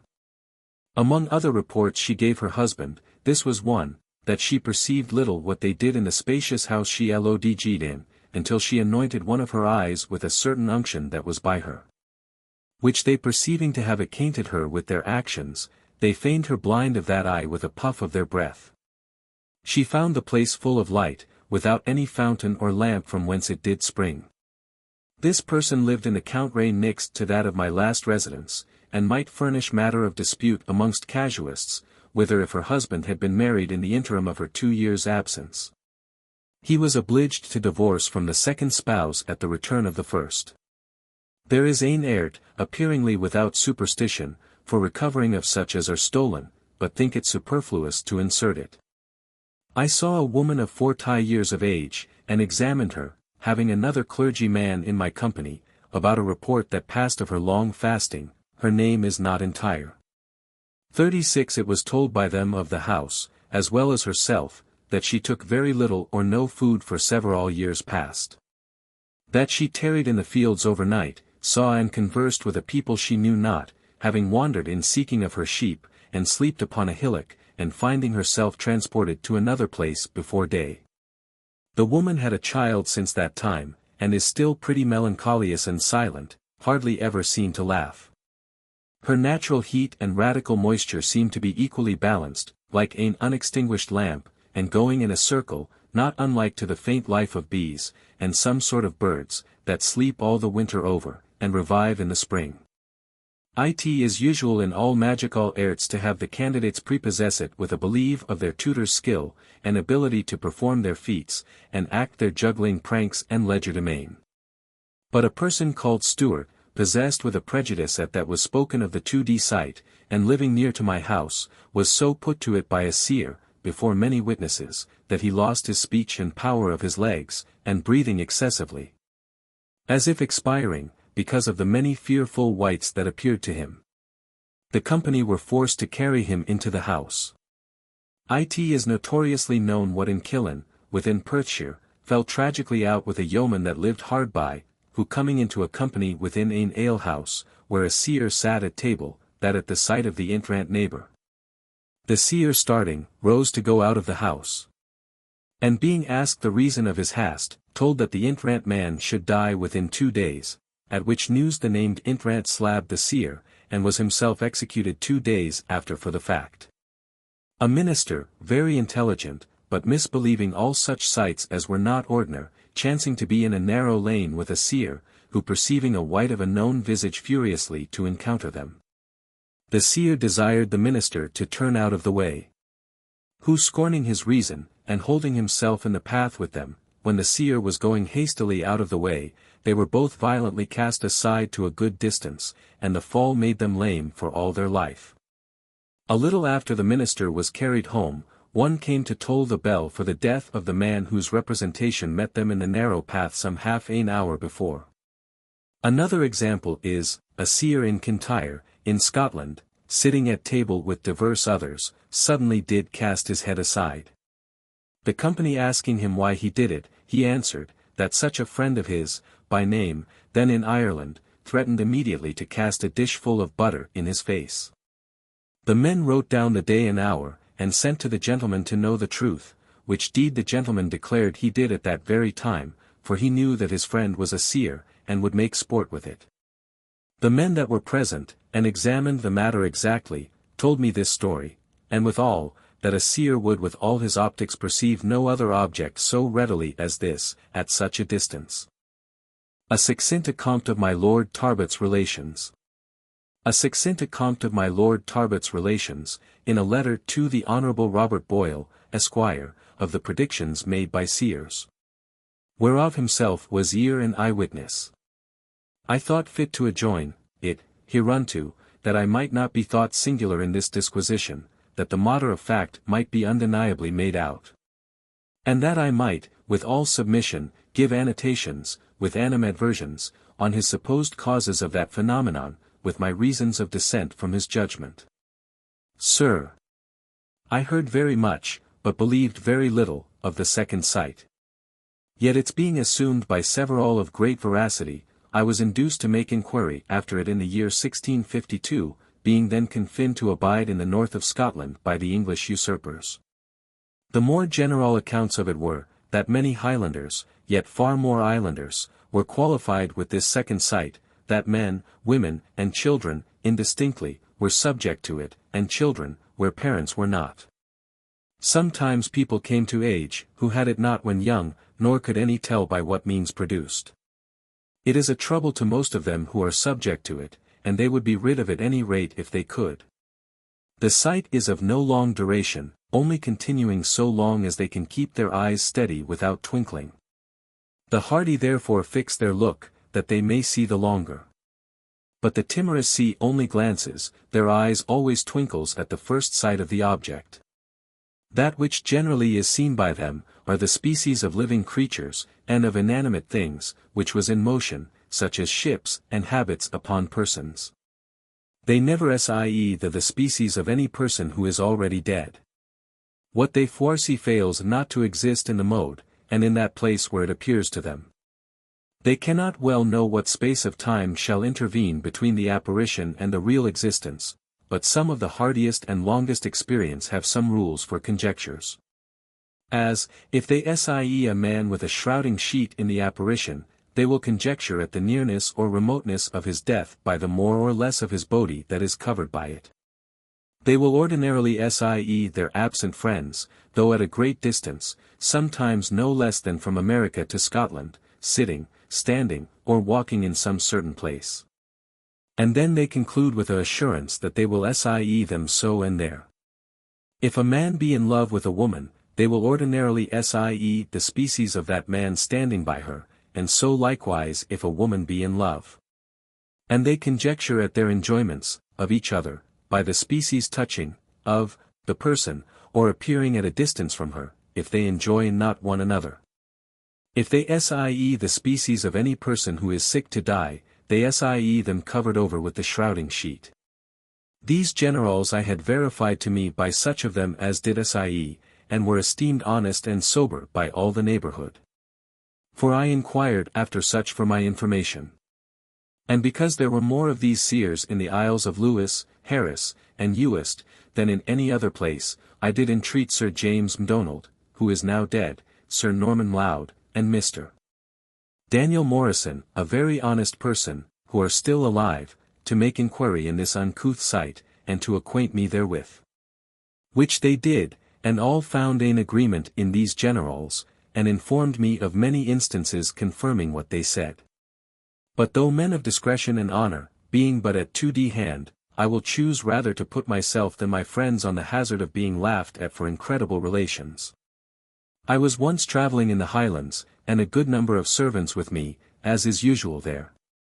And one of them going a little before me, entering into a house where I was to stay all night, and going hastily to the door, he suddenly stepped back with a screech, and did fall by a stone, which hit his foot. I asked what the matter was, for he seemed to be very much frightened.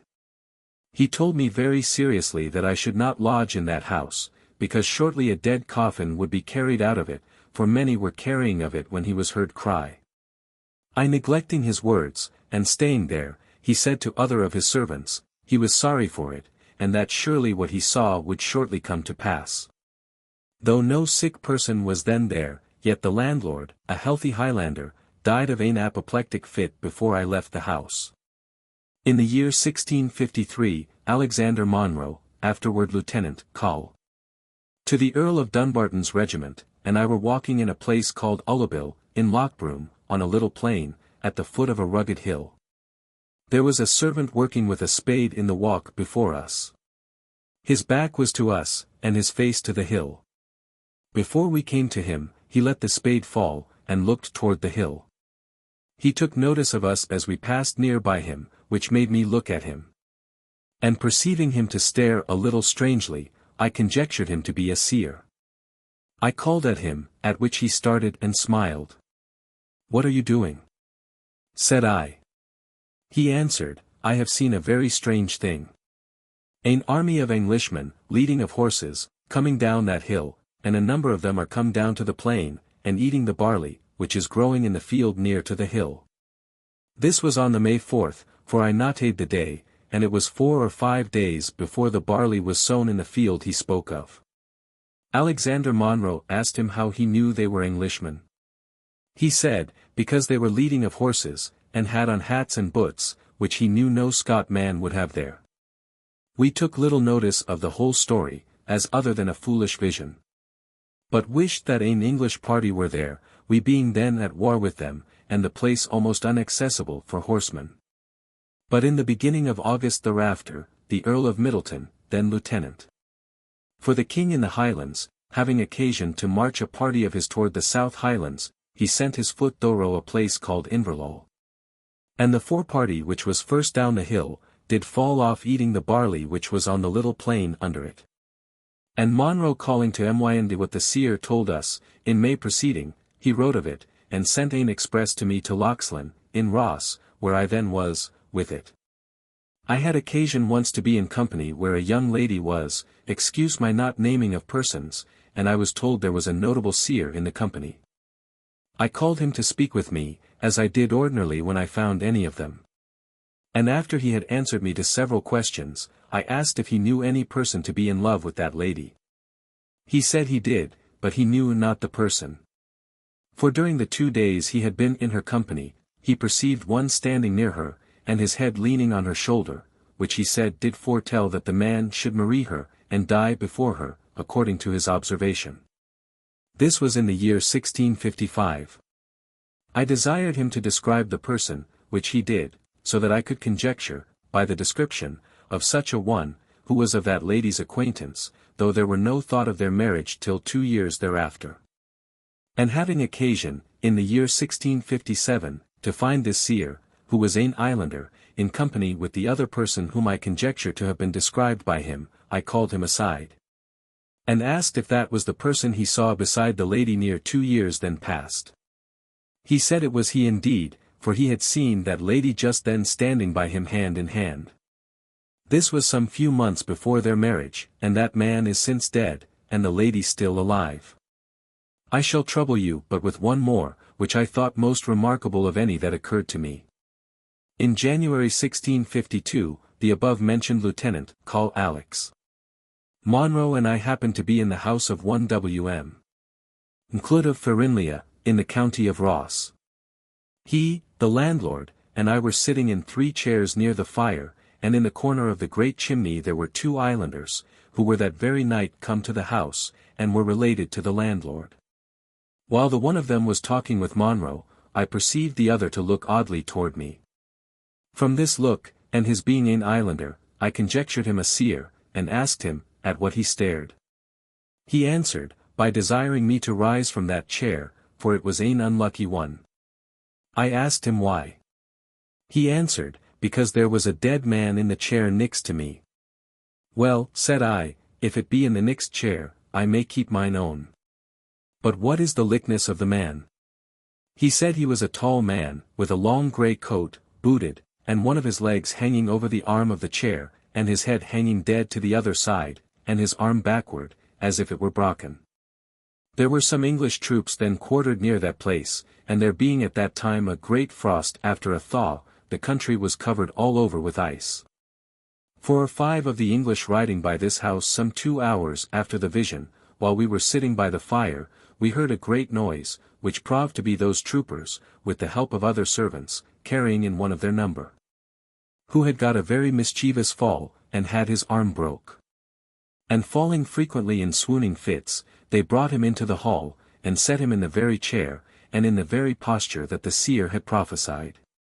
But the man did not die, though he recovered with great difficulty. Among the accounts given me by Sir Norman Gludd, there was one worth of special notice, which was thus. There was a gentleman in the Isle of Harris, who was always seen by the seers with an arrow in his thigh. Such in the isle who thought those prognostications infallible, did not doubt but he would be shot in the thigh before he died. Sir Norman told me that he heard it the subject of their discourse for many years. At last he died without any such accident. Sir Norman was at his burial, at St. Clement's Church in the Harris. At the same time, the corpse of another gentleman was brought to be buried in the same very church. The friends on either side came to debate who should first enter the church, and in a trice from words they came to blows. One of the number, who was armed with bow and arrows, let one fly among them.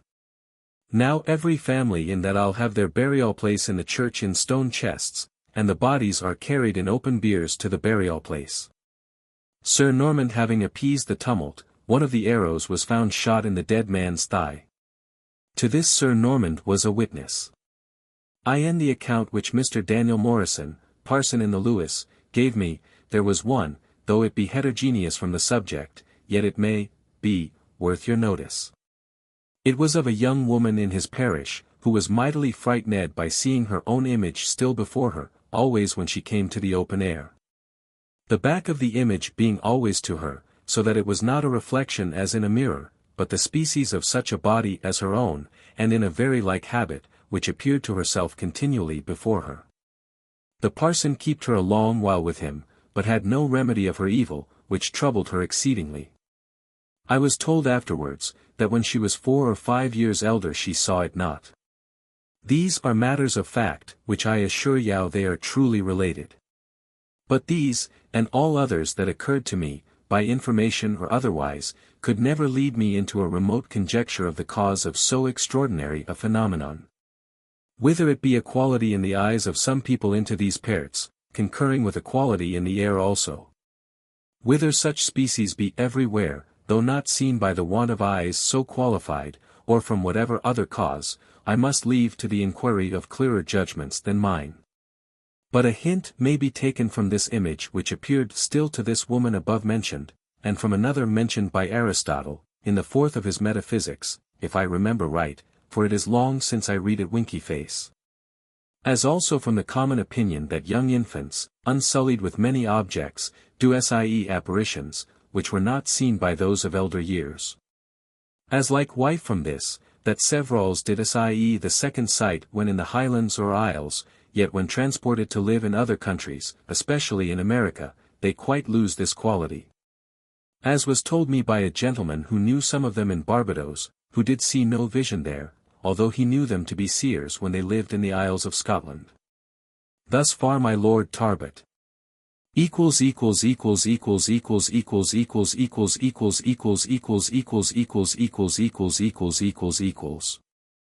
Conclusions. My Lord, after narrow inquisition, hath delivered many true and remarkable observes on this subject, yet to encourage a further scrutiny, I crave leave to say. That 1. But a few women are endued with this sight in respect of men, and their predictions not so certain. 2. This sight is not criminal, since a man can come by it unawares, and without his consent. But it is certain he see more fatal and fearful things than he do gladsome. 3. The seers avouch, that severals who go to the siths, or people at rest, and, in respect of us, in peace, before the natural period of their life expire, do frequently appear to them. 4. A vehement desire to attain this art is very helpful to the inquirer. And the species of an absent friend, which appears to the seers, as clearly as if he had sent his lively picture to present itself before him, is no fantastic shadow of a sick apprehension, but a reality, and a messenger. Coming for unknown reasons, not from the original similitude of itself, but from a more swift and pragmatic people, which recreate themselves in offering secret intelligence to men. Though generally they are unacquainted with that kind of correspondence, as if they had lived in a different element from them. 5. My collections were written long before I saw my Lord of Tarbott's, yet I am glad that his descriptions and mine correspond so nearly. The maid my Lord mentions, who saw her image still before her, certeth with the CO Walker named in my account. Which though some, at first thought, might conjecture to be by the refraction of a cloud or mist, as in the parallage, the whole air and every drop of water being a mirror to return the species of things. Were our visive faculty sharp enough to apprehend them, or a natural reflection, from the same reasons that an echo can be redoubled by art. Yet it were more favorable in original JBH, to impute this second sight to a quality infused into the eye by an unction, for witches have a sleepy ointment, that, when applied, troubles their fantasies. Advancing it to have unusual figures and shapes represented to it, as if it were a fit of fanaticism, hypochondriac melancholy, or possession of some insinuating spirit, raising the soul beyond its common strain. If the palpable instances and realities seen, and innocently objected to the senses did not disprove it, make the matter a palpable verity, and no deception. Yet since this sight can be bestowed without ointment, or dangerous compact, the qualification is not of so bad an original. Therefore, 6. By my Lord's good leave, I presume to say, that this sight can be no quality of the air nor of the eyes. Because, 1. Such as live in the same air, and sie all other things as far off and as clearly, yet have not the second sight. 2. A seer can give another person this sight transiently, by putting his hand and foot in the posture he requires of him. 3. The unsullied eyes of infants can naturally perceive no new unaccustomed objects, but what appear to other men, unless exalted and clarified some way, as Balaam's ass for a time. Though in a witch's eye the beholder cannot see his own image reflected, as in the eyes of other people, so that defect of objects, as well as diversities of the subject, may appear differently on several tempers and ages. 4. Though also some are of so venomous a constitution, by being radicate in envy and malice, that they pierce and kill, like a cockatrice, whatever creature they first set their eye on in the morning. So was it with Walter Graham, sometime living in the paroch wherein now I am, who killed his own cow after commending its fatness, and shot a hare with his eyes, having praised its swiftness, such was the infection of ane evil eye winky face. Albeit this was unusual, yet he saw no object but what was obvious to other men as well as to himself. 5. If the being transported to live in another country did obscure the second sight, neither the parson nor the maid needed be much troubled, for her reflex self, a little peregrination, and going from her wonted home, would have salved her fear. Wherefore, 7. Since the things seen by the seers are real entities, the presages and predictions found true, but a few endued with this sight, and those not of bad lives, or addicted to malefices, the true solution of the phenomenon seems rather to be the courteous endeavors of our fellow creatures in the invisible world to convince us, in opposition to Sagists, Socinians, and atheists, of a deity, of spirits, of a possible and harmless method of correspondence betwixt men and them, even in this life, of their operation for our caution and warning, of the orders and degrees of angels, whereof one order, with bodies of air condensed and curiously shaped, may be next to man, superior to him in understanding, yet unconfirmed. And of their region, habitation, and influences on man, greater than that of stars on inanimate bodies. A knowledge, belike, reserved for these last atheistic ages, wherein the profanity of men's lives hath debauched and blinded their understanding, as to Moses, Jesus, and the prophets, unless they get convictions from things formerly known, as from the regions of the dead, nor doth the ceasing of the visions, upon the seer's transmigration into foreign kingdoms, make his lordship's conjecture of the quality of the air and io white, while jbh, the more probable, but, on the contrary, it confirms greatly my account of an invisible people, guardian over and careful of men, who have their different offices and abilities in distinct countries, as appears in Dan 10:13, viz.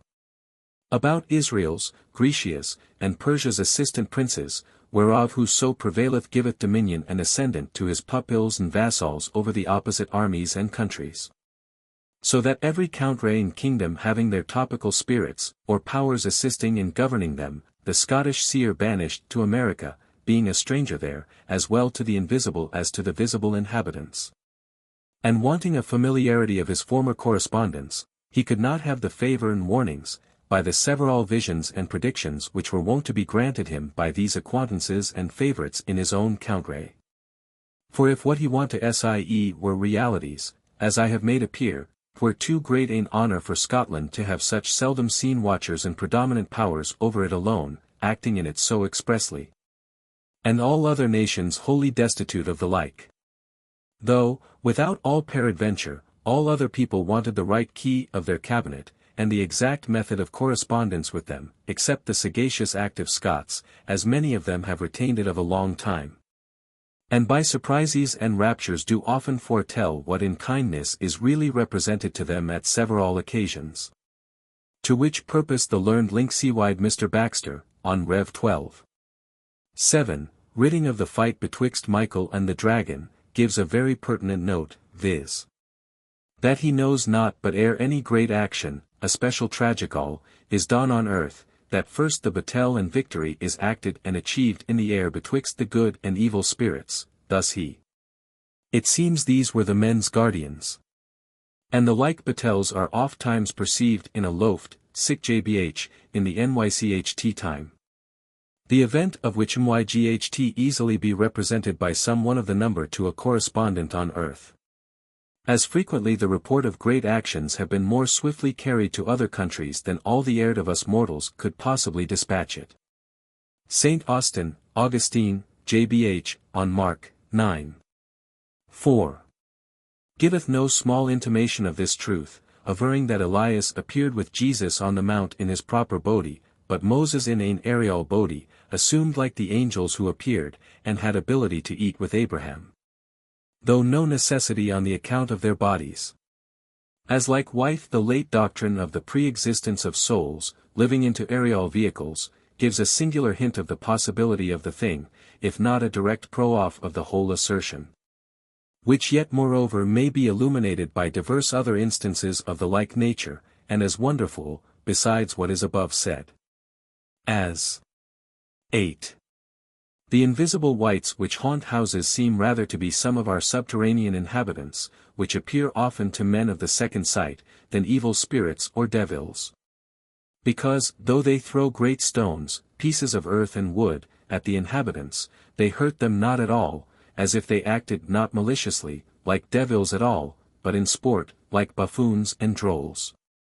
All ages have afforded some obscure testimonies of it, as Pythagoras his doctrine of transmigration, Socrates' demon that gave him, warning, of future dangers, Plato's classing them into various vehiculated species of spirits. Dionysius Areopagitas marshalling 9 orders of spirits, superior and subordinate. The poets their borrowing of the philosophers, and adding their own fancies of fountain, river, and sea nymphs, wood, hill, and mountain inhabitants, and that every place and thing, in cities and countries, had special invisible regular gods and governors. Cardan speaks of his father his seeing the species of his friend, in a moon shyn night, riding fiercely by his window on a white horse, the very night his friend died at a vast distance from him. By which he understood that some alteration would suddenly ensue. Cornelius Agrippa, and the learned Dr. Moore, have several passages tending that way. The noctambulos themselves would appear to have some foreign joking spirit possessing and supporting them, when they walk on deep waters and tops of houses without danger, when asleep and in the dark. For it was no way probable that their apprehension, and strong imagination setting the animal spirits a work to move the body, could preserve it from sinking in the deep, or falling down headlong, when asleep any more than when awake. The body being then as ponderous as before. And it is hard to attribute it to a spirit flatly evil and enemy to man, because the noctambulo returns to his own place safe. And the most furious tribe of the demons are not permitted by Providence to attack men so frequently either by night or by day, for in our Highlands, as there may be many fair ladies of this aerial order, which do often tryst with lascivious young men, in the quality of succubi, or lightsome paramours and strumpets, called leonine sith, or familiar spirits, in Deuter. 18:11. So do many of our Highlanders, as if a strangling by the nightmare, pressed with a fearful dream, or rather possessed by one of our aerial neighbors, rise up fierce in the night, and apprehending the nearest weapons, do push and thrust at all persons in the same room with them, sometimes wounding their own comrades to death. The like whereof fell sadly out within a few miles of me at the Ridding. Hereof I add but one instance more, of a very young maid, who lived near to my last residence, that in one night learned a large pace of poesy, by the frequent repetition of it, from one of our nimble and courteous spirits, whereof a part was pious, the rest superstitious, for I have a copy of it. And no other person was ever heard to repeat it before, nor was the maid capable to compose it of herself. 9. He demonstrated and made evident to sense this extraordinary vision of our Tramontan seers, and what is seen by them, by what is said above, many having seen this same spectres and apparitions at once, having their visive faculties entire. For non est disputandum de gustu. It now remains to shew that it is not unfutable to reason nor the Holy Scriptures. First, that it is not repugnant to reason, doeth appear from this, that it is no less strange for immortal sparks and souls to come and be immersed into gross terrestrial elementary bodies, and be so propagated, so nourished, so fed, so clothed as they are, and breathe in such an air and world prepared for them, than for Hollanders or hollow cavern inhabitants to live and traffic among us, in another state of being, without our knowledge. For Raymond de Subind, in his 3D book, chapter 12, argues quaintly, that all sorts of living creatures have a hap-pi rational polity of their own, with great contentment. Which government and mutual converse of theirs they all pride and plume themselves, because it is as unknown to man, as man is to them. Much more, that the soul of the highest spirit should assume a body like ours, convinces all the world that no other thing that is possible needs be much wondered at. 2. The Maniacodiata, or bird of paradise, living in the highest region of the air, common birds in the second region, flies and insects in the lowest, men and beasts on the earth's surface, worms, otters, badgers, in waters. Likewise hell is inhabited at the center, and heaven in the circumference. Can we then think the middle cavities of the earth empty? I have seen in Wemyss, a place in the county of Fife, in Scotland, divers caves cut out as vast temples underground. The like is a county of England. In Malta is a cave, wherein stones of a curious cut are thrown in great numbers every day. So I have had barbed arrowheads of yellow flint, that could not be cut so small and neat, of so brittle a substance, by all the art of man. It would seem therefore that these mentioned works were done by certain spirits of pure organs, and not by devils, whose continual torments could not allow them so much leisure. Besides these, I have found 5 curiosities in Scotland, not much observed to be elsewhere. 1. The brownies, who in some families are drudges, clean the houses and dishes after all go to bed, taking with him his portion of food and removing before daybreak. 2. The mason word, which though some make a mystery of it, I will not conceal a little of what I know. It is like a rabbinical tradition, in way of comment on Jachin and Boaz, the 2 pillars erected in Solomon's temple, 1 Kings, 7. 21. With an addition of some secret signa delivered from hand to hand, by which they know and become familiar one with another. 3. This second sight, so largely treated of before. 4. Charms, and curing by them very many diseases, sometimes by transferring the sickness to another. 5. A being proof of lead, iron, and silver, or a breve making men invulnerable. Divers of our Scottish commanders and soldiers have been seen with blue marks only, after they were shot with leaden balls, which seems to be an Italian trick, for they seem to be a people too curious and magically inclined. Finally, Irish men, our northern Scottish, and our at-hole men are so much addicted to and delighted with harps and music, as if, like King Saul, they were possessed with a foreign spirit, only with this difference. That music did put Saul's playfellow asleep, but roused and awaked our men, vanquishing their own spirits at pleasure, as if they were impotent of its powers, and unable to command it. For we have seen some poor beggars of them, chattering their teeth for cold, that how soon they saw the fire, and heard the harp, leapt thorough the house like goats and satyrs. As their parallel stories in all countries and ages reported of these our obscure people, which are no dotages, so is it no more of necessity to us fully to know their beings and manner of life, than to understand distinctly the politic of the 9 orders of angels. Or with what oil the lamp of the sun is maintained so long and regularly, or why the moon is called a great luminary in Scripture, while it only appears to be so. Or if the moon be truly inhabited, because telescopes discover seas and mountains in it, as well as flaming furnaces in the sun. Or why the discovery of America was looked on as a fairy tale, and the reporters hooted at as inventors of ridiculous utopias, or the first probable asserters punished as inventors of new gods and worlds. Or why in England the king cures the struma by stroking, and the 7th son in Scotland, whither his temperate complexion conveys a balsam, and sucks out the corrupting principles by a frequent warm sanative contact, or whether the parents of the seventh child put forth a more eminent virtue to his production than to all the rest. As being the certain meridian and height to which their vigor ascends, and from that forth have a gradual declining into a feebleness of the body and its production. And then, 1. Why is not the seventh son infected himself by that contagion he extracts from another? 2. How can continual stroking with a cold hand have so strong a natural operation, as to exhale all the infection's warming corroding vapors? 3. Why may not a seventh daughter have the same virtue?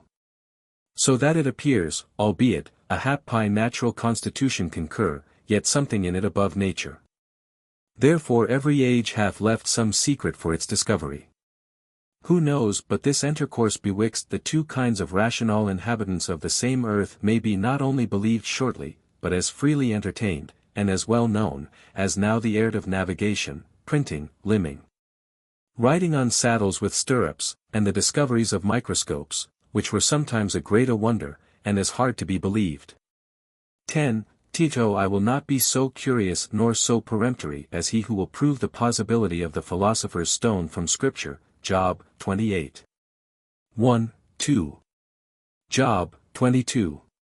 24, 25, or the plurality of worlds, from John 14. 2, and Hebrews 2. 3. Nor the circulation of blood from Ecclesiastes 12, and 6, nor the talismanical art, from the blind and lame mentioned in 2d of Samuel, 5. 6. Yet I humbly propose these passages which may give some light to our subject at least, and show that this polity in rank of people is not a thing impossible, nor the modest and innocent scrutiny of them impertinent or unsafe. The legion or brigade of spirits, mentioned Mark, 5. 10, besought our Saviour not to send them away out of the country, which shows they were demons loci, topical spirits, and peculiar superintendents and supervisors assigned to that province. And the power over the nations granted, Rev 2. 26, to the conquerors of vice and infidelity, sounds somewhat to that purpose. Tobit had a demon attending marriage, chapter 6. Verse 15, and in Math 4 and 5. An evil spirit came in a visible shape to tempt our Saviour, who himself denied not the sensible appearing of ghosts to our sight, but said, their bodies were not composed of flesh and bones, as ours, Luke 24, 39. And in Philip 2, 10. Our very subterraneans are expressly said to bow to the name of Jesus. Elisha, not intellectually only, but sensibly, saw Gehazi when out of the reach of an ordinary view. It wants not good evidence that there are more managed by God's spirits, good, evil, and intermediate spirits, among men in this world, than we are aware of.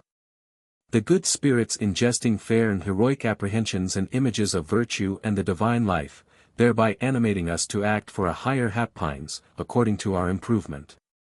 And relinquishing us as strangely upon our neglect, or our embracing the deceitful siren-like pictures and representations of pleasures and gain, presented to our imaginations by evil and sportful angels, to allure to an unthinking, ungenerous, and sensual life. None of them having power to compel us to any misdemeanor without our flat consent. Moreover, this life of ours being called a warfare, and God saying that at last there will be no peace to the wicked, our bussy and silent companions also being called Siths, or people at rest and quiet, in respect of us. And withal many ghosts appearing to men that want this second sight, in the very shapes, and speaking the same language, they did when incorporate and alive with us. A matter that is of an old and prescriptible tradition, our Highlanders making still a distinction betwixt Slow Seagalta and Slow Sith, averring that the souls go to the Sith when dislodged Winky Face.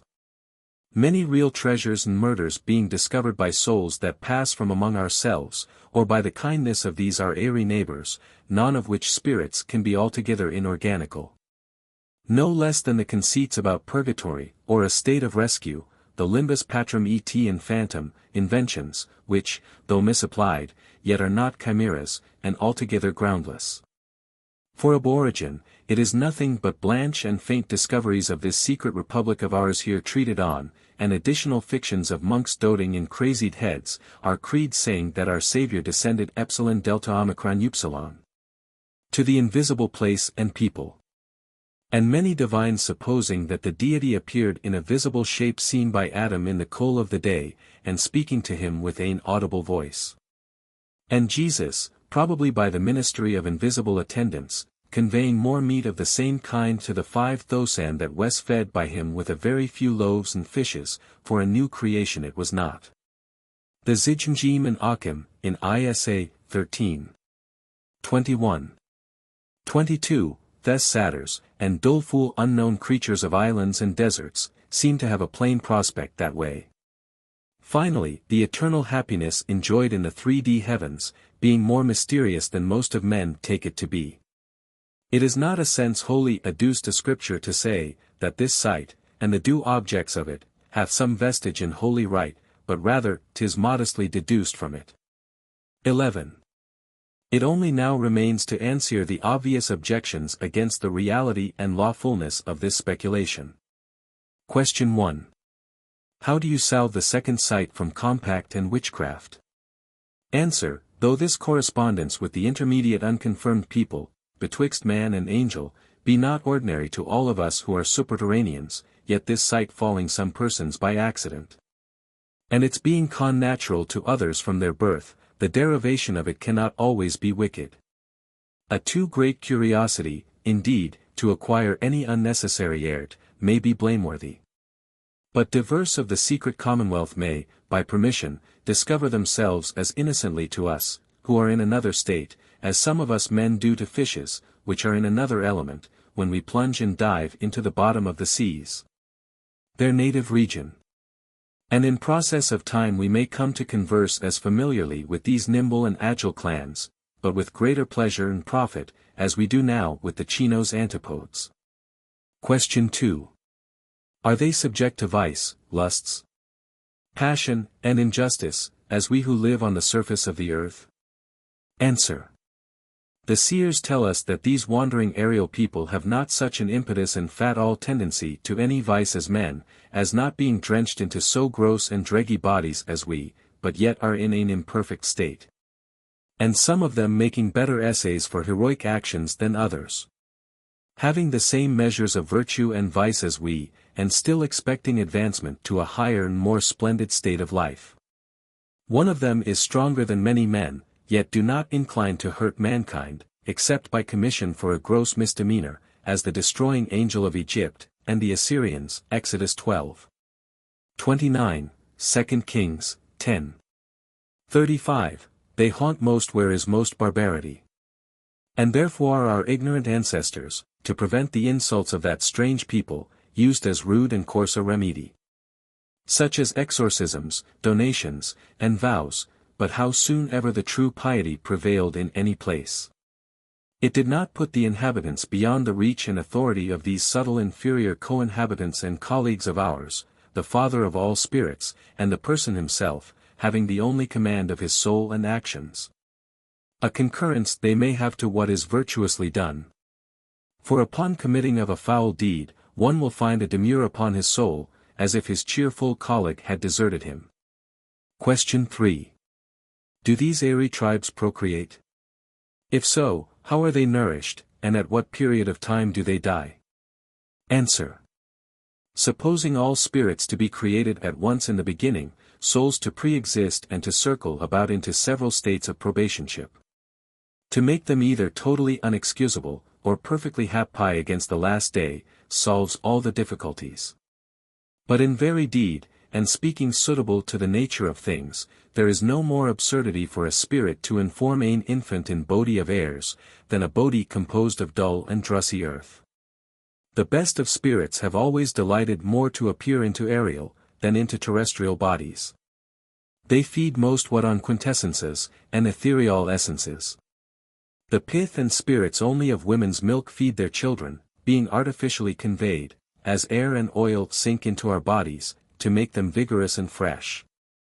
And this shorter way of conveying a pure aliment, without the usual digestions, by transfusing it, and transpiring thorough the pores into the veins, arteries, and vessels that supply the body, is nothing more absurd than an infant's being fed by the navel before it is born, or than a plant, which groweth by attracting a live-light juice from the earth thorough many small roots and tendons, whose coarser parts be adapted and made connatural to the whole, doth quickly coalesce by the ambient cold, and so are condensed and boxed up into a confirmed wood in the one, and solid body of the flesh and bone in the other.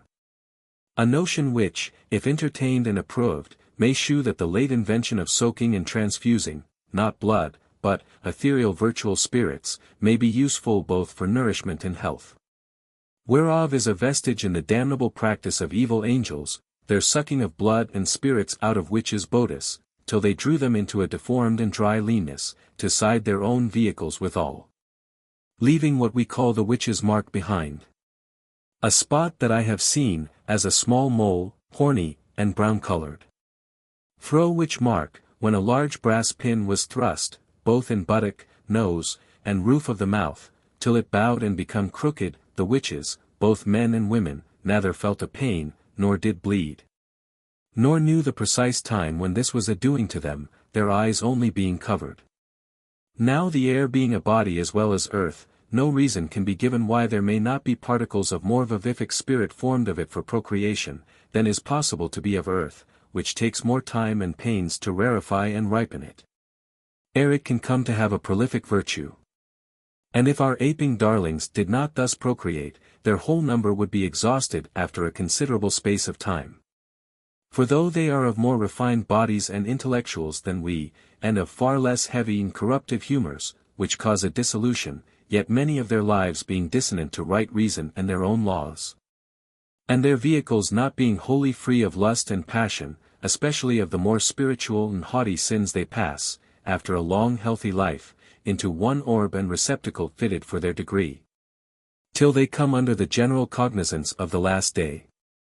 Question 4. Doth the acquiring of this second sight make any change on the acquirer's body, mind, or actions? Answer. All uncouth sights enfeebles the seer. Daniel, though familiar with divine visions, yet fell frequently down without strength, when dazzled with a power which had the ascendant of, and passed on him beyond his comprehension. Chapter 10. 8:17.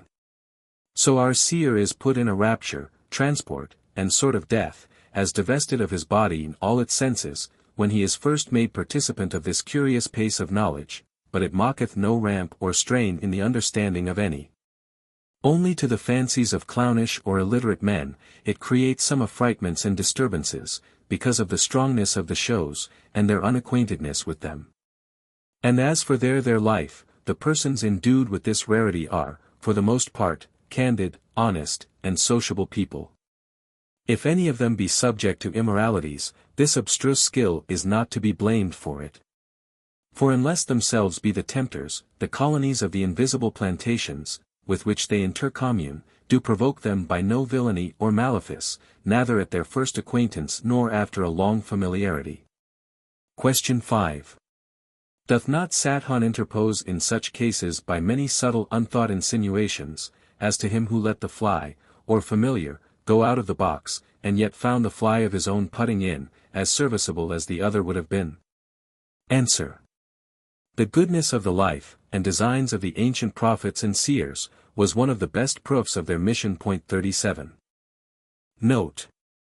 I am trying to collect evidence as to the Ririk evil spirit, from Kirk Session records. I have been most kindly assisted by the Reverend Mr. Mkoniki, minister of Ririk. Mr. Mkoniki finds that only 2 parishes in the Stourtree, Kells and Girthan, have records containing the years 1695, 1696. The records of Ririk do not go so far back. We are therefore left to the pamphlet of 1696, by Telfair, which is an unusually businesslike statement, the names of attesting witnesses being added in the marginal notes. For phenomena similarly similar to those of Ririk, Obia, by Mr. H. J. Bell, may be consulted. Obia, Sampson Lowe and Company, London, 1889, page 93. Postscript. It has been said that no trace can be found of a printed Secret Commonwealth before 1815. The present editor is inclined to believe that in 1699 the work was still in manuscript. In a letter of Lord Ray's to Mr. Samuel Pepys, October 24, 1699, he says, "I have got a manuscript since I last came to Scotland, whose author, though a parson, after giving a very full account of the second sight, defends there being no sin in it. With the first opportunity one shall send you a copy of his books." This description answers very well to Mr. Kirk's treatise, and to no other contemporary work with which I am acquainted, unless it be a discourse of the second sight, by the Reverend Mr. John Fraser, minister of Terce and Call. There were, doubtless, other parsons busy with these topics, and the minister of Rerick informs me that several missas by Mr. Telfair, author of the tract already quoted, were only dispersed about 1877. Examples of these clerical psychical researchers may be found in C. K. Sharp's Prefatory Notice to Law's Memorials, Edinburgh, 1818. Such an one is the Rev. Robert Knox, who writes from Cavers to the Reverend Mr. Wiley on the case of Sir George Maxwell of Pollock. He dare not attribute the mediumship of Janet Douglas positively to an evil cause. It is our ignorance of any natural agent that makes us impute the effects to evil spirits. Memorials, page 75. Moreover, Lord Ray writes as if his parson were still alive in 1699, whereas Mr. Kirk went to his own herd in 1692. I am promised the acquaintance of this man, of which I am very covetous. Lord Ray was at Durness, and may not have heard of the mishap which carried the minister of Aberfoyle into Fairyland. It may be added that Dr. Hicks writes to Mr. Pepys about Neolithic arrow-heads as a subject of near alliance to that of the second sight, and of witchcraft, which is akin to them both. He also speaks of a very tragical, but authentic story told me by the Duke of Lauderdale, which happened in the family of Sir John Dalrymple, Laird of Stair, and then Lord President. His Grace had no sooner told it me, but my Lord President coming into the room, he desired my Lord to tell it himself, which, altering his countenance, he did with a very melancholic air. But it is so long since that I dare not trust my memory with relating the particulars of it. June 19, 1700. Dr. Hicks calls the first Lord Stair John, Scott calls him James. There can be no doubt that Dr. Hicks refers to the waffle tale of the Bride of Lammermoor, who died on September 12, 1669. Law, in his memorials, says she was harled through the house, by spirits. He means this harling, or tossing about of a patient, probably epileptic, we have noticed in many of the old stories, as in the modern instance of Mr. H. Now, in his introduction to the Bride of Lammermoor, Scott gives all the authorities at his command, Law, Simpson's Elegy, and Hamilton of Whitelaw's satire, which avers that Satan seized the bride and threw the bridegroom from the nuptial bed. Sir Walter was unacquainted with Dr. Hicks' hint, which actually produces the bride's own father as evidence for a story which was plainly regarded as supernatural. It is most unlucky that Dr. Hicks distrusted his memory. However, it is something to feel assured that a memorable story was accepted at the time by the family of the bride, and was known to Lauderdale. 38 Lauderdale himself, by the way, was a psychical researcher, and accommodated Richard Baxter with some accounts of haunted houses, published in his World of Spirits. One story of a haunted house, where a spectral hand appeared, he gives on the authority of the Reverend James Sharp, afterwards the famous Archbishop. Lauderdale inspected the famed Loudun nuns, and saw only wanton wenches singing bawdy songs in French. His letter to Mr. Baxter is dated March 12, 1659. His best haunted house is of the Epworth type.